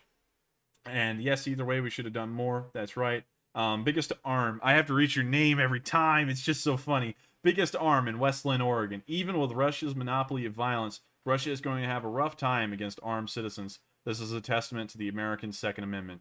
I believe so, and I believe that the Ukrainians will begin to lean more towards liberalism in regards to gun rights. I believe they'll start to look at gun rights as a necessity, and people will have a more, although this has kind of been warped what liberal means that you're free to do whatever you want, although, it's not viewed that way anymore in America, at least. But they'll have a more liberal view to gun rights. They'll believe that people ought to be able to just buy, own, and sell guns whenever they please, kind of like how Americans do, kind of like how Swiss people do. So yes, I do believe that is a testament. Wait, so has anyone in Ukraine invaded Russia yet? No, they're entirely on the offensive, on the defensive right now. The current front lines are in red, and if there were any Ukrainian offensives into Russia, I would have those in red as well, but they would be going in the other direction of the border. They haven't. This is entirely a defensive war. You do have. One has to understand that although the Ukrainians are holding quite well, they are still an inferior army, technically, against the Russians. They have less people, they have a smaller budget, they have less equipment, they have less of a logistical ability as well. And so looking at it like that, it would be very hard for them to launch an offensive. And considering that none of their cities are not under a direct attack on the border, they would have a very difficult basing point to launch invasions in like this area over here in the middle of nowhere, or this area up here that also has very small cities in it. It would be very hard for them to do that, sadly. Do you think World War III is likely? I'm not ruling it out. It may happen. I mean, I don't really know. I hope that Russia would put sleepers into Russia doing espionage. I do too. I hope they have at this point, but we'll not talk about that too much because that might give the Russians ideas. So to recap a little bit about what I've talked about earlier to anyone who's new to the stream, anyone who's watching right now, the red lines are where the Russians have made it so far today. It has been confirmed that 137 Ukrainian soldiers have been killed. 10 of those were officers. 13 of them were on the small island right here called Snake Island. All 13 of them were killed over the course of the day.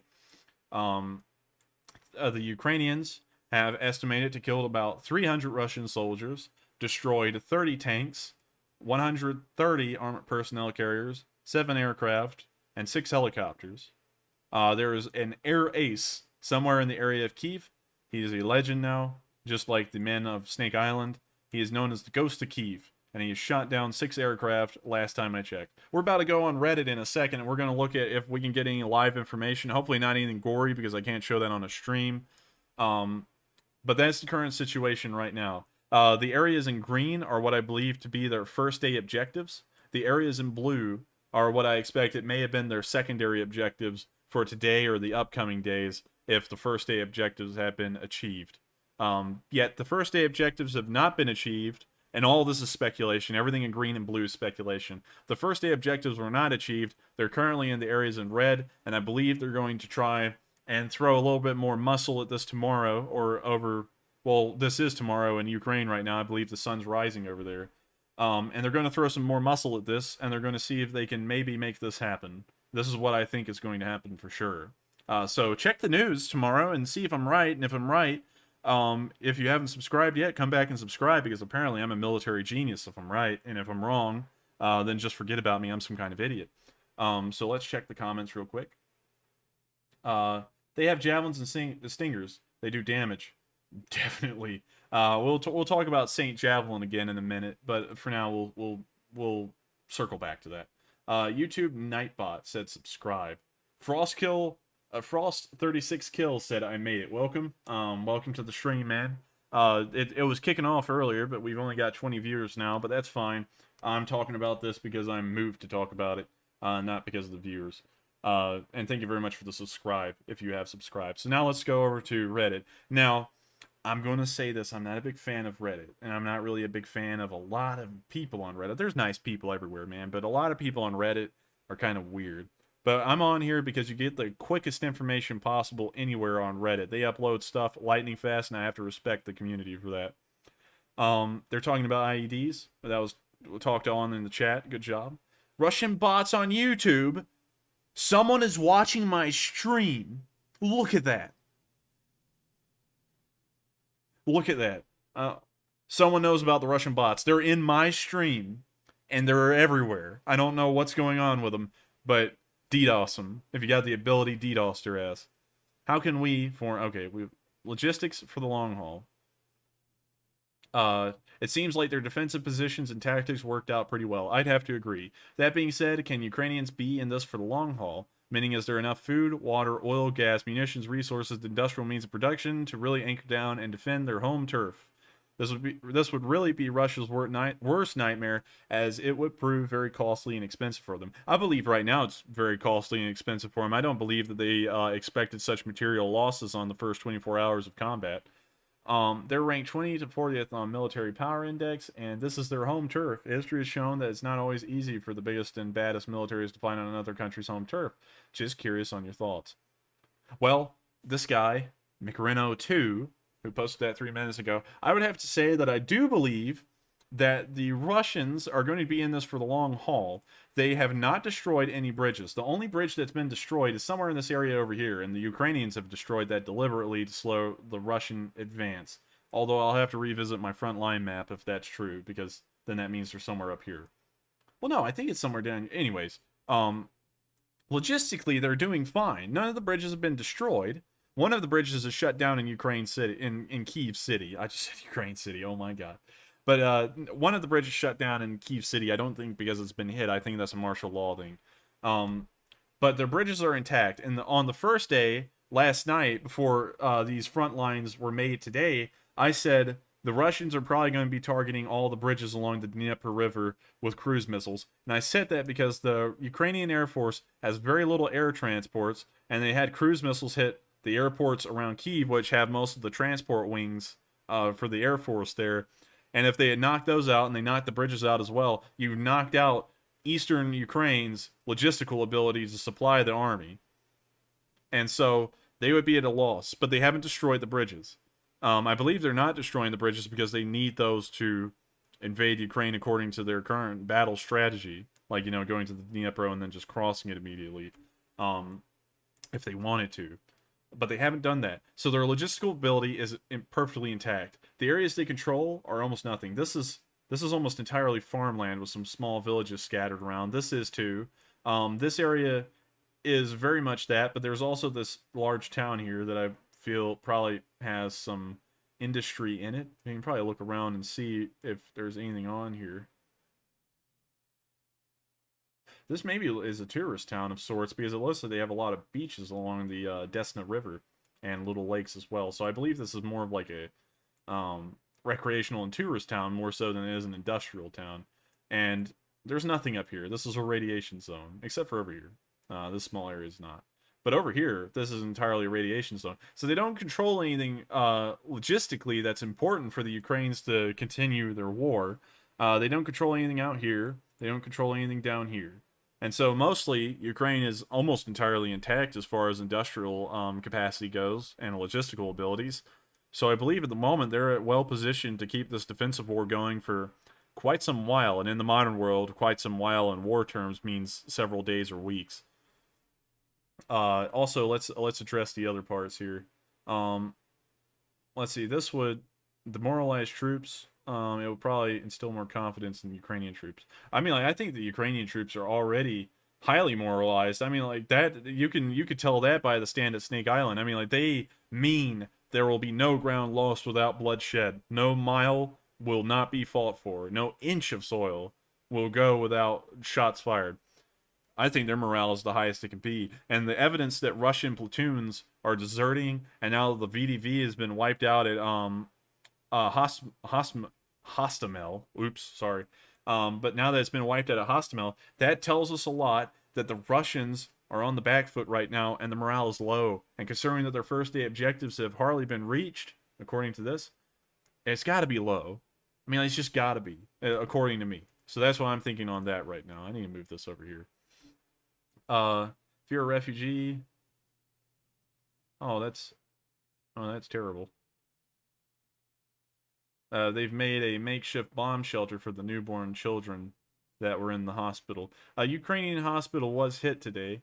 I don't know how many were killed in there, but it was hit by a Russian bomb, and that's a war crime. Obviously, the Americans have done that in the past, and when you're the country that's dishing it out, usually you don't think about it. But now that the Russians are doing it, it looks like a dick move, and it kind of is a dick move. It's a dick move whenever anyone bombs the hospital. But, you know, sometimes things like that happen in war, but that's a war crime, and they should be held accountable for that. Russian women protesting, that's neat. Rotten hell, I can agree. Let's see. Please do not share any information of the Ukrainian forces. I can agree with that. Anyone on the stream in the chat, make sure not to share any information about the location of Ukrainian forces.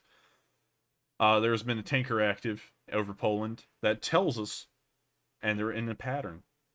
And if a tanker's in a pattern, they're probably refueling aircraft. And so that means that the U.S. Air Force might be moving aircraft to Poland. Oh, I better not say that, damn it. Shouldn't have said that. Ghost of Kiev, stun on these hoes. Absolutely, totally. I think that's a MiG-20. That is a MiG-29. That guy is going off.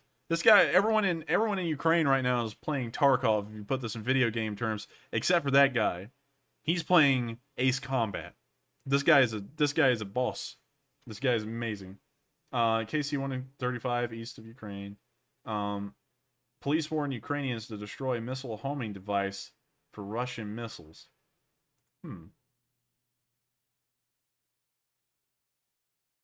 Very interesting.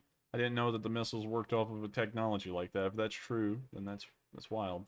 Is the Ghost of Kiev confirmed? You don't confirm. Well, this says, is the Ghost of Kiev confirmed? And it says you don't confirm the ghost and you can't hide. He will come for you, and if you're unfortunate enough to be Russian, you will die. I believe the Ghost of Kiev exists. They keep on showing like a single MiG-29 flying around over the city. I mean, you know, he's got a wingman back there in the distance. But yes, I do believe that there is a fighter ace in Ukraine, and the man's a legend. He's going to be the modern era's Baron von Richthofen. We'll skip the art. Boston stands with you. Cool. Details on enemy losses. Hopefully there's a translation on that. Oh, it's just the same numbers I went over earlier. I believe those are supposed to be armored vehicles, armored personnel carriers. 130 aircraft is 7, helicopters are 6. That was on the 25th at 3 o'clock in Ukraine. Over here right now it's 24th still. I'm not going to give the exact time, but it's the 24th. Cincinnati stands with the Ukrainians. Great. What to do if I'm in Kyiv? I'm an American and my girlfriend is Russian. Bad move. That's a bad move, son. That's a bad one. On the last post, people said there would be problems with her crossing the border anywhere, and I don't know if we should leave the city. I live close to the U.S. Embassy here, so I don't know if we should try going there or what. I know there's going to be bombings, and we've already heard a few booms in the distance, so maybe going into the metro should be a good idea. Don't really know. Well, if you're stuck in the city and there's no way out, best to seek shelter. I would say that's a pretty common stance to take. Let's check the comments real quick. They have javelins. Okay, we covered that. Also, how long does stream go for? Also, it's me. Hey, welcome to the live feed, Metal. Welcome. The stream will be going probably for another 30 minutes. Because my voice is getting kind of worn out from this, and you know, obviously, I can't talk until I'm hoarse. So, 92. Wow, 92 subs. Oh my god. Wow. You're almost at 100. Yeah. I DDoS, but I have to set up Linux again and get IPs. If you can work on that, Frank, you'll be doing the Western world a service. Where are we getting the states for losses and kills, if that's how it's put? The statements of losses we're getting from the Ukrainian government. The Ukrainians have said that they've lost 137 men today. Men and women. But I mostly say men because I just grew up saying mankind and stuff like that, so it's men for me. 10 of those men were officers. 13 of those men were killed on a small island down here. And I can't keep on mentioning this enough. These men were heroes, and they faced down death like heroes, and died like heroes. They were heroes till the end. And they will be remembered as heroes from then on. They've been awarded posthumously the Hero of Ukraine Award as well. I don't know how high up in the award that is, but we'll take a look at that on Wikipedia in a minute if we can. Although Wikipedia isn't the truest thing in the world. Yeah, home field advantage matters in urban warfare cannot be overstated. Yes, that's right. First, I was like, Russia needs some space for NATO for fighting most of World War II in Europe, costing them millions of lives. But now they attack Ukraine and seeing families and refugees fleeing, I have to agree. It's monstrous what they're doing. It's terrible. This is the worst thing that's happened in Europe ever since World War II. Well, no, I wouldn't say that. I mean, like, it was very bad what happened when Yugoslavia broke up. That was rough. If you want to watch the footage of that, that was really rough. But this is like the fourth worst thing to happen in Europe behind World War One, World War Two, and what happened down there in Yugoslavia. Also some other things that happened, but it's one of the worst for sure. And it's rough, and I really stand with Ukraine during this time. I have friends who are Ukrainians. I don't have any friends who are Russians, so I'm already biased in the Ukrainians' favor. And also, Putin's justifications for invading Ukraine sounds a lot like the justifications that you would have found in 1939 for a guy in Germany who wanted some Lebensraum for the Germans and wanted to unite all the German-speaking people under one banner. It sounds a lot like that. Just saying. And it just sounds a lot like he's trying to recreate the Russian Empire. Because, you know, he's talking about taking back parts of Poland. And I'm just saying that sounds a lot like that. I'm, you know, not trying to say he's that, but it's pretty much that. Ukraine won this day. Absolutely. Do you think the Russians lose this war, their country will fall apart? Countries don't fall apart. At least in the sense they always portray in the movies. You're not going to see people, like, beating each other up in the streets and bashing each other's heads in with, like, iron poles. But what you will see is that I believe, really, to be honest, I believe if the Russians get bruised in this war, Putin's done for. I think they're going to overthrow him. Because currently it looks like his decision has been incredibly unpopular. A lot of politicians will want to capitalize on that to claim glory for themselves. And so if this thing starts to fail and starts to flounder like it is today, and this keeps on for a couple of weeks, hell, man, they're probably going to kill him. And they're going to overthrow him. At least that's what I'm hoping. That'd be the best case scenario for everyone. Ukraine defends their country on their own. They gain national prestige and pride. The world looks at them as heroes. I take a vacation over there and have a drink with Zelensky. And the Russians have an overthrow of government and a change of hands. Whether that would be good or not in the long run, you know, for them to have a change of hands. I mean, like, it can only be better than what's happening now. That's all I got to say. But they won't try anything for a while. I mean, like, maybe, you know, I kind of covered that base already. We'll start talking. We'll go back to Reddit. We'll see what's on Reddit. Footage of Kharkiv under heavy shelling. I believe this is about 2 days old at this point. This was like the opening of the invasion yesterday night. Apparently, there's a Ukrainian Fulcrum pilot who's already chalked off 6 air-to-air kills today against 2. Okay, here we go. Here's the number I messed up earlier. 2 Su-35s. 1 Su-27, 1 MiG-29, and 2 Su-25s. He has faced off against 3 aircraft that are his senior. Well, actually, 3 aircraft that are younger than his, and maybe even better in some regards. He's faced off against another MiG-29 and killed it, and he's destroyed 2 Su-25s. He's being called the Ghost of Kyiv.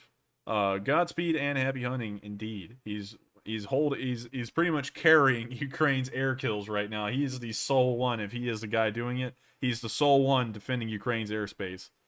What do you think is Zelensky's handling of this crisis so far? I think he's kept in. I mean, like, I know that question is asking Ukrainians, and I'm an American, but I believe that Zelensky's handling of this crisis has been incredibly well. He's stayed calm. He's held his composure. According to what he said, he's still in Kyiv. He's showing his fellow citizens that he's not afraid of the Russians. He shows them that he believes in them by staying there, and I believe that he's handling this very well. Now let's see what the Ukrainians are saying about this. Something's telling me he's governing like his life depends on it. Yeah, that's true. He didn't flee the country when he could have.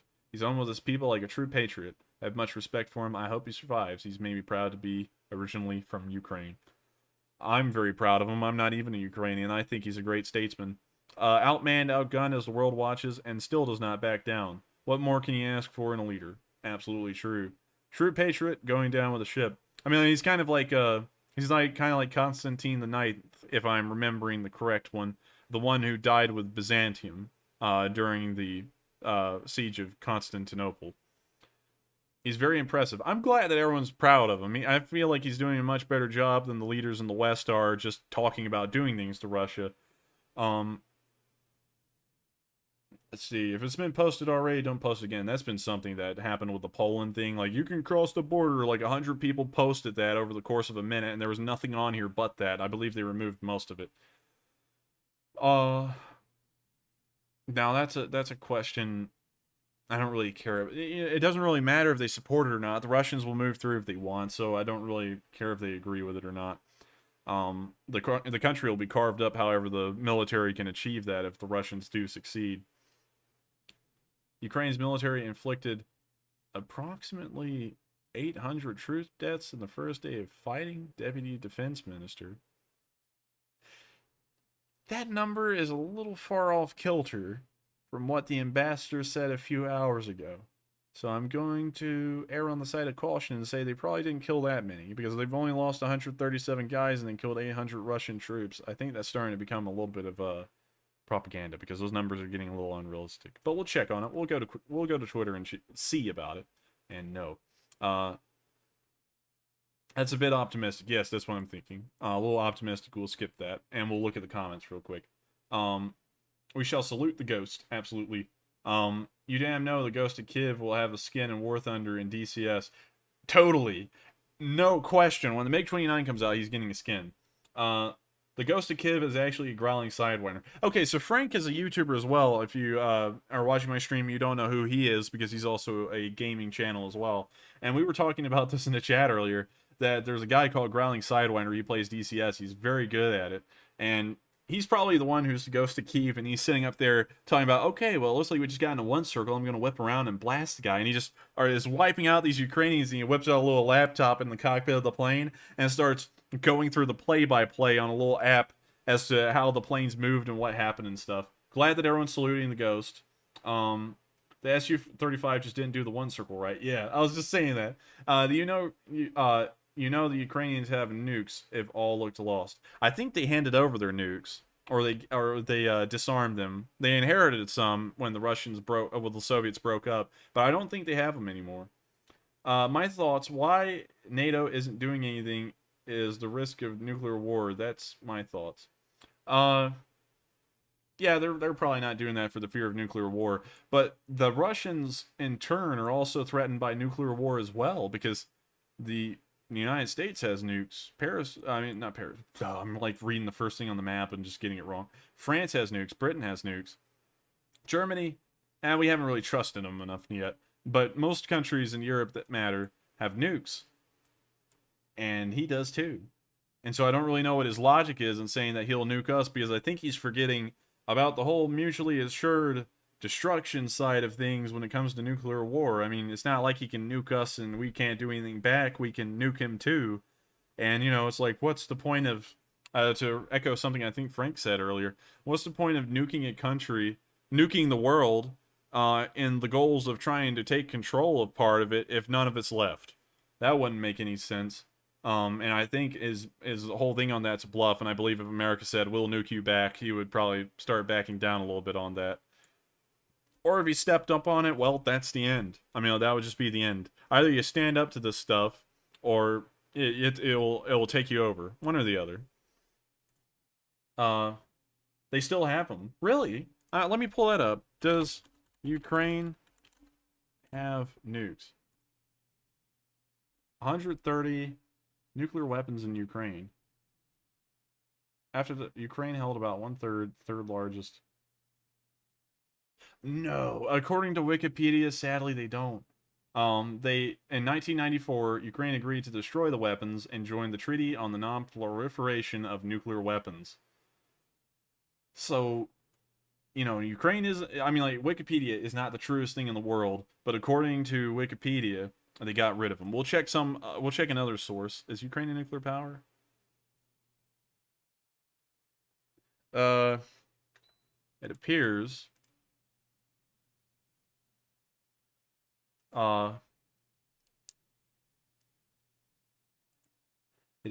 that they don't. But it looks like, according to the New York Times, oh, well, Putin's lying about that. He says that Ukraine is on a path to get nuclear weapons. Oh my God, he's using the exact same playbook that we used with Iraq. We said that about Iraq. We said that they were on the path to weapons of mass destruction. They had yellow cake uranium, which is used to make nukes. They were going to make nukes and kill everyone. And guess what? We went there and they didn't. And Russia is propelling the same lie about Ukraine. And everyone knows it's not true. And according to what I've read, they don't have nukes. I'm sorry. I wish they did. I really do wish they did as well. 90% sure Mad Doc was over with the USSR. Actually, doctrine-wise, Russia's main plan, if it gets in a war with the United States, is to use the Russian Air Force to deliver nuclear weapons to the battlefield and drop small nukes on areas that they're getting resistance in. That's like the Russian doctrine they go with. You can pull it up, and the United States doctrine as well is that in a war with Russia, they would just use small nukes. I'm not talking about like mini nukes, like Fallout, but I'm talking about like nukes as in smaller megaton-sized nuclear devices, some that aren't like leveling entire cities. And they plan on using those against the Russians. That's generally been the doctrine that was accepted. And that's why you saw the Americans in the 50s and 60s trying to figure out a delivery platform for these small nukes. They came up with something like the Davy Crockett, which was a nuclear launching platform that could be carried by infantry, and they could launch small nukes a couple of miles away. Nukes have always been a doctrine against the major powers on the battlefield, and that's why war, and between the two, has been highly avoided, because no one really wants to just see millions of soldiers get obliterated as small nukes are just delivered across the entire front line, and then at that point, you'll probably just see the Intercontinentals being fired, and it's over for everyone, almost. Let's see. Chat. What have we got in the chat? No, they do not. Yes, but there's nothing to say they got rid of them all. Well, the Nuclear Proliferation Treaty is highly enforced, kind of like it is with Iran. They have inspectors go through and make sure that all these nukes are destroyed, and I'm pretty sure that the Russians kept pretty accurate numbers. The Soviets kept pretty accurate numbers on the amount of nukes they had, and so when the Ukrainians inherited all these nukes, the inspectors were able to have an accurate number of them and make sure that all of them were destroyed eventually. And then there's Chernobyl. Yes, there's currently a radioactive incident going on in Chernobyl because an artillery shell hit a radioactive waste pit, and now the radioactive dust is flying into Belarus. So I guess that's karma for them. What else we got? Nothing will get you nuked. It just gives Brandon an out.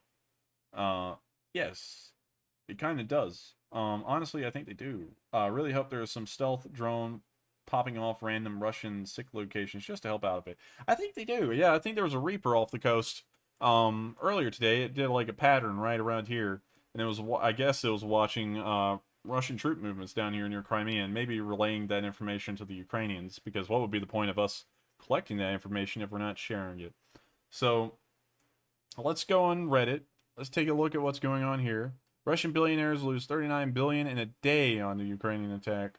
Here's the ghost of Kiev. He's becoming a hero.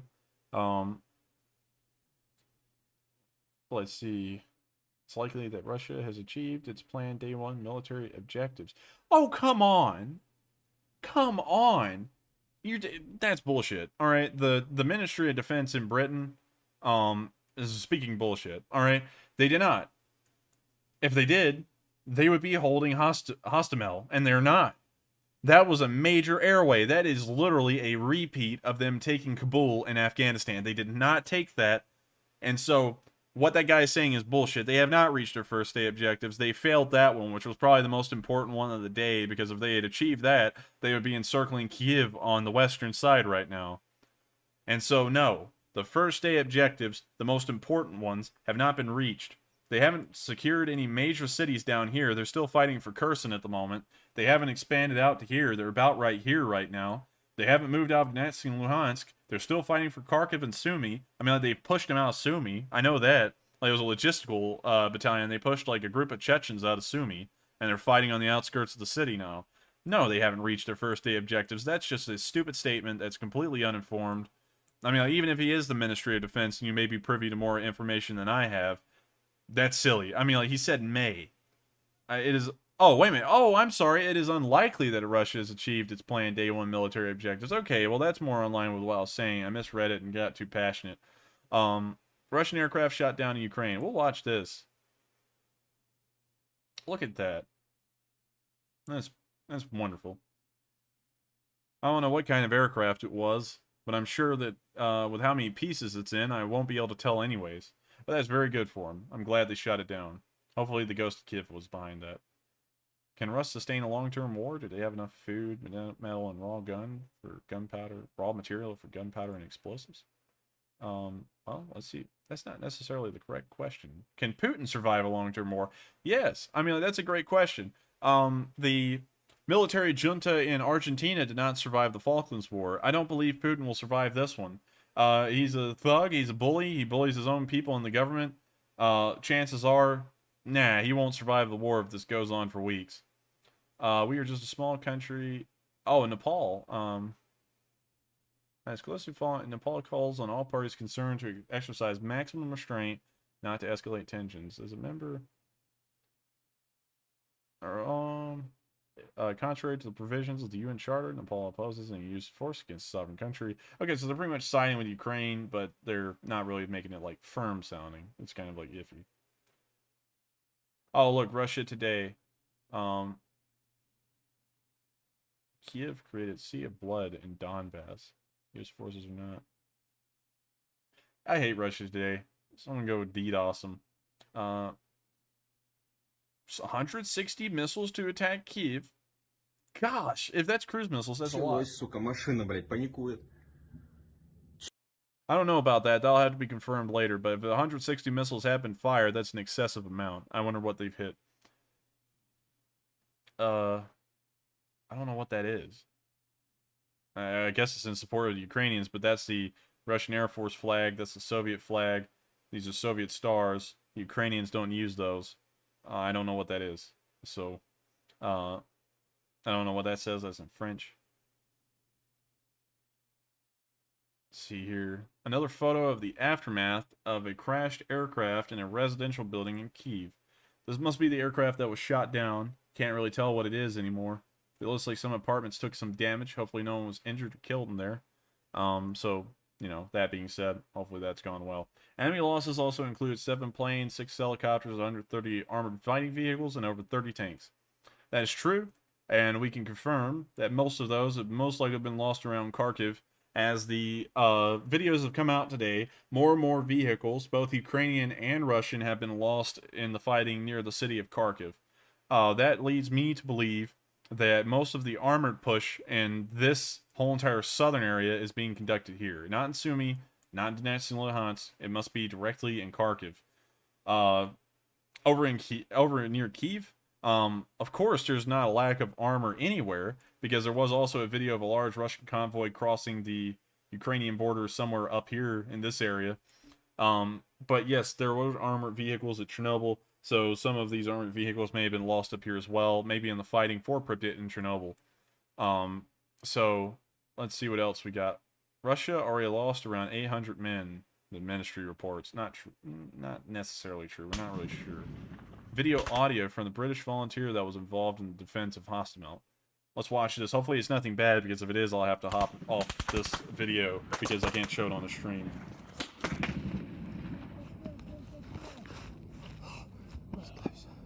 Don't move, don't move, don't move.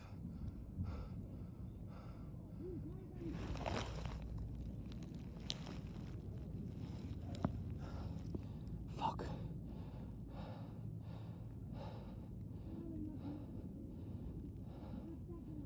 We need to be in the building. Yeah, buildings right. Yeah, there's no entry in there. Oh, it sounds like there's multiple British Mate, volunteers. there's no doors.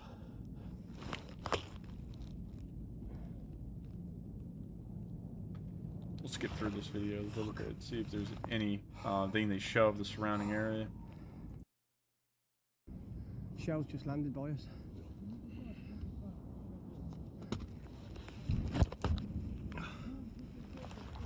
Apparently not, but there's audio of a British volunteer and a couple, maybe another one or several others, which is something very interesting.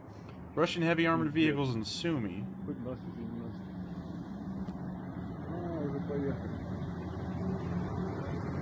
Ебать, Россия поехала.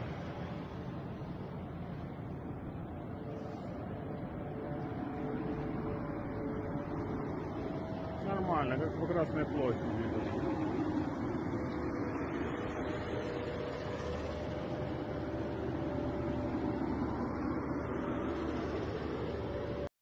Okay, so they are in the city of Sumy. We're going to have to change the front lines real quick.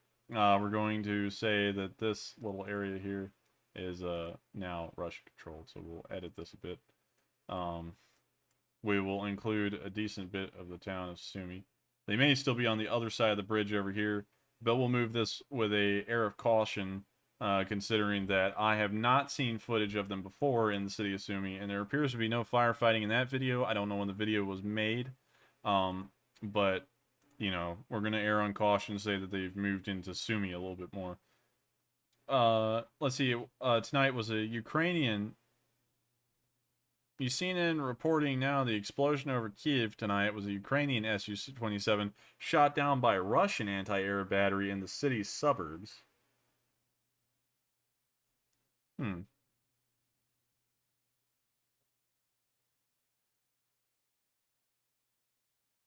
we have any other supporting information to say that the Russians are in the suburbs of Kiev?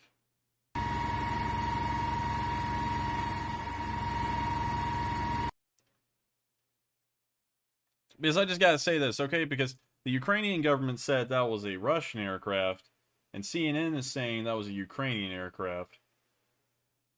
Okay, so there's a bit of a conflict of interest here. Where did CNN get the information that that was a Russian aircraft? Where's the evidence? Well, no, where is the evidence of it being Ukrainian? Because what do the Russians say? The Russians have been denying that they've been taking casualties all day, although there's been proof otherwise. Did the Russians tell CNN, oh, no, that actually was a Ukrainian plane we shot down, and then they just said, oh, we believe that? I don't know. I'm going to err on caution on that. An aircraft was shot down, we don't know what it is. Women and men hold rifle for military drill for civilians carried out by the movement of veterans of Zakarpattia in the village of Sturte in western Ukraine. I'm sorry if I butchered that. Okay, for now, Russia operates with... We'll look into that later. Maybe.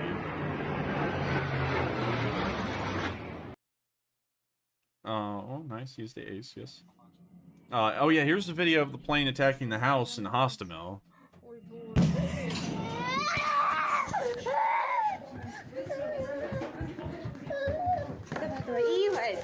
That's just cruel. That's sick. Ukraine's president is fearless. Yes, he is. 80-year-old man showed up to join the Ukrainian army, and I have to say that's a hell of a man right there to be 80 years old and still wanting to fight. That's a hell of a guy. Ukraine's president vows to stay put as Russian invaders approach. Very good. 10 ways to help the Ukrainians out right now. Objects shot over Kyiv, supposedly a Russian cruise missile caliber. Yeah, that looks a lot like the ones that flew over the day before as well, with the short wings and the large body. That's probably what they've been firing almost non-stop, if the missiles I'm talking about are correct. We'll check the comments real quick before we keep on scrolling. I saw this video, all got was the accent. Check your Discord server. I don't know who you're talking. I think you're talking to Frank.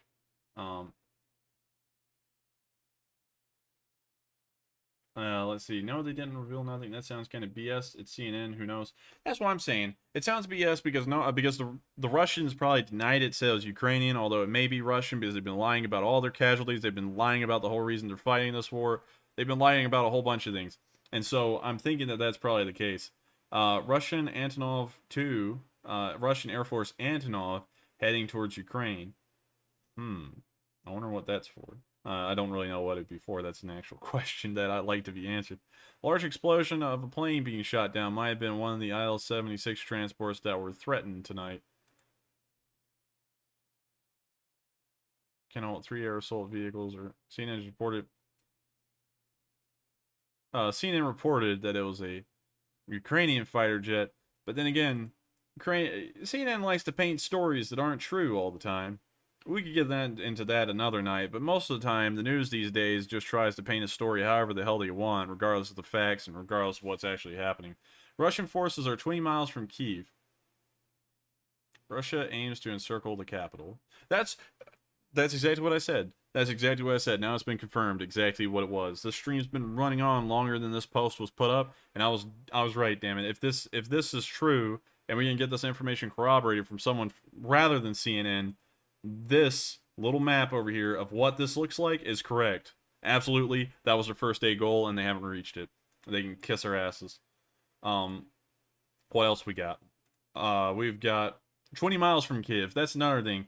The CNN story is that was a Ukrainian fighter jet that was shot down by anti-air equipment in the suburbs of Kyiv. But how could if CNN is saying in this post, and they are, right here, look, Russian forces are about 20 miles from Kyiv.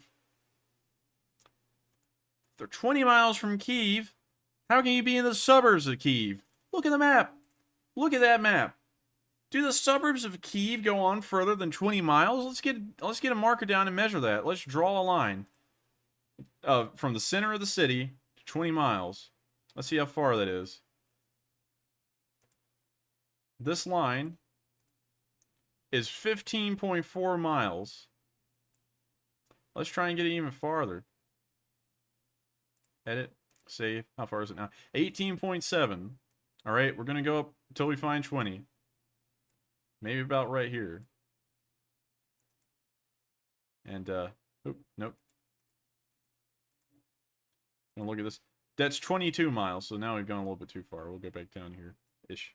Maybe that's it. Let's check. 20.8 miles exactly. That's, just, almost a mile over.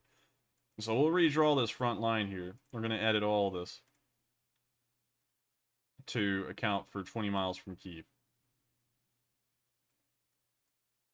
So they've reached this part of the objective. I'm pushing this back. This would have been their first day objectives with the revised information. So now we'll edit this one as well and pull it down to here. Because now they're down here.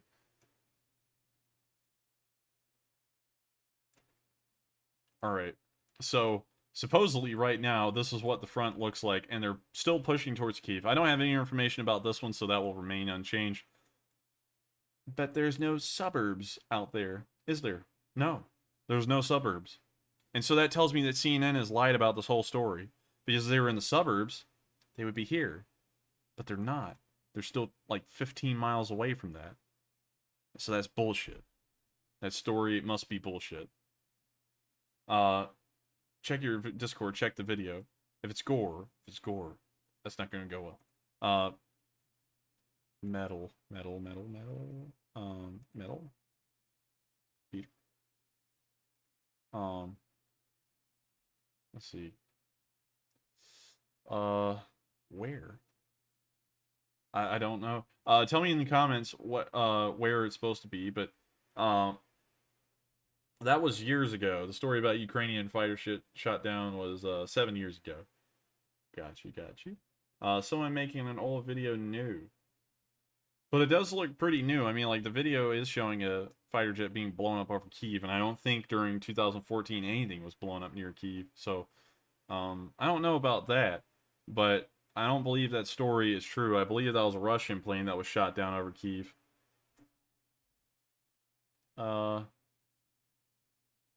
The Snake Island Heroes, they got a little thing saying, go fuck yourself. Good job. Let's see. I got 5 more minutes to go until I have to go. So I thank you all so much for watching right now. If you're watching and you like this, make sure to like, comment, and subscribe. We're going to go over a few more minutes of content, and then I have to go to sleep. It's pretty late here. I'll wake up tomorrow, run the stream about the same time tomorrow, so, you know, hop on tomorrow, and I'll be talking about the developments that have happened the next day. But let's see, protests in Canada, good. I'm really looking for information on Ukraine. Okay, that's the damaged building once more. Maybe we can find some evidence of roundels or something on the wings. We can't, it's just nothing but pieces. Sadiq Khan calls for new rules to allow seizure of property owned by Putin allies. Alright, I gotta respect him for that. Putin. Okay. Donation for the Ukrainian army. There's the link that I sent y'all to if y'all want to donate to the Ukrainian army. Click on the link in the description below, and you can send them monetary aid. Anything will help them. Let's check out what else we got.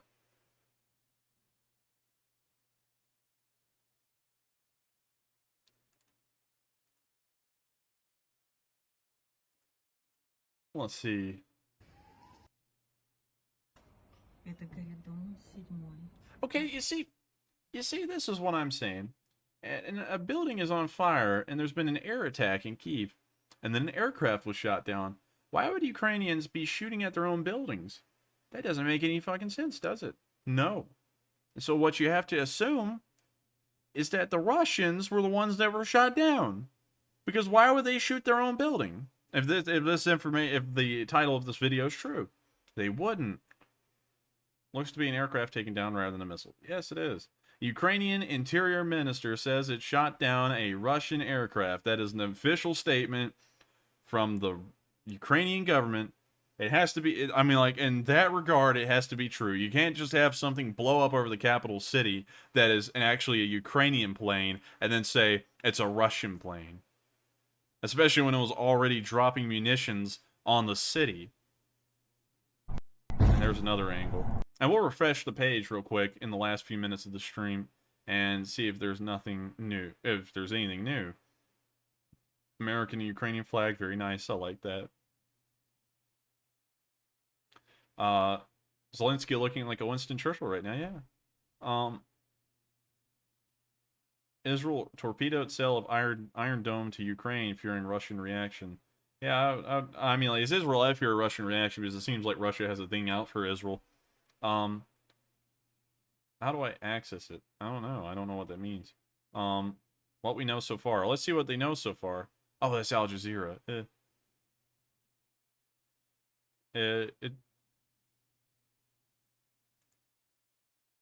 Let's see. Let's just check it out, I guess.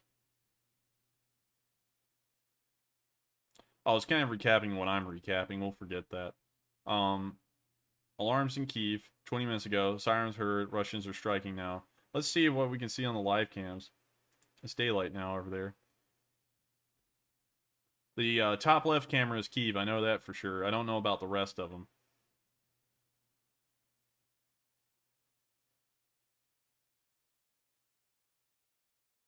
We see a limited number of vehicle activity on the streets. That's a good thing to know that there is at least some remaining function of transport in the city and that people aren't locked down inside of their houses. That's good to know. At least there's some sort of function. Summary of First Day of War, I've seen that. I recommend y'all go watch that in your free time. That's a very good one. Oh, she's way for old for this shit. Fuck Putin and fuck the war. Nobody in Ukraine is a winner right now. I'd say that Ukraine has held out this long and stopped Russia from achieving its first day objectives. These? I'd say they've done a good job. I'd say they've done a great job. Let's see. What else we got? I'll go over one more thing, check out the comments, and then I'm going to roll on out of here.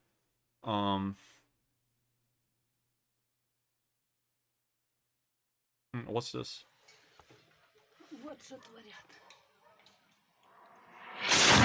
Ooh. Nice.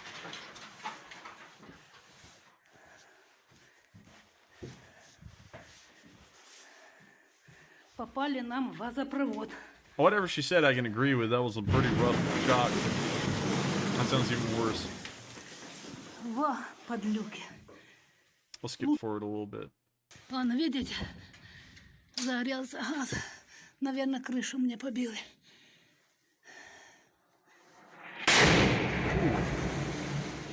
That's terrible. That's really bad. And Sunrise in Kyiv, they've survived another day. And let's look at the map here. Let's see if what I said matches what this map is showing.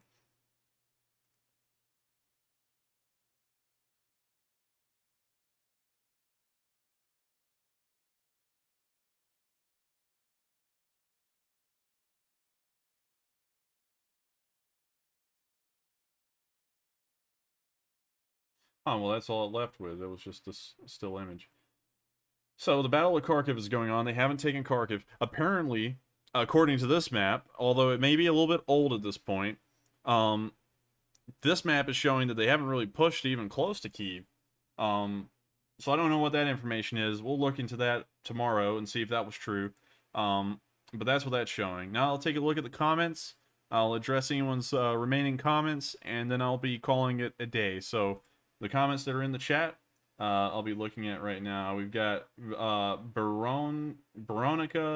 Chichurina, VUM, I don't know what that is. Read my comment. The story about Ukraine fighter shit down was 7 years ago. I'll check that out after the stream. It's old story trying to make new. The one I joined a few days ago. Oh, I got you. Yeah, I'll go check it out. Just Ukraine fighter jet shot down. I don't know. That one's not fully made yet. All right. Well, I'm glad that everyone was here. I'm very happy that y'all maybe reaped a little bit of info from what I was saying, what I was thinking. Maybe it's true. Maybe it's not. It appears with more information coming out throughout the night over here that what I was saying about at least the encirclement of Kyiv has been confirmed true. That was their first day goals, and they've not reached them. So on that note, I'll see what happens tomorrow, and based off of what happens tomorrow, I'll suggest what the war plan is for Russia then. And on that note, I thank you all so much for coming to the stream. If you haven't liked, commented, and subscribed yet, please make sure to do so. It would mean very much to me. And on that note, I will see you all around tomorrow.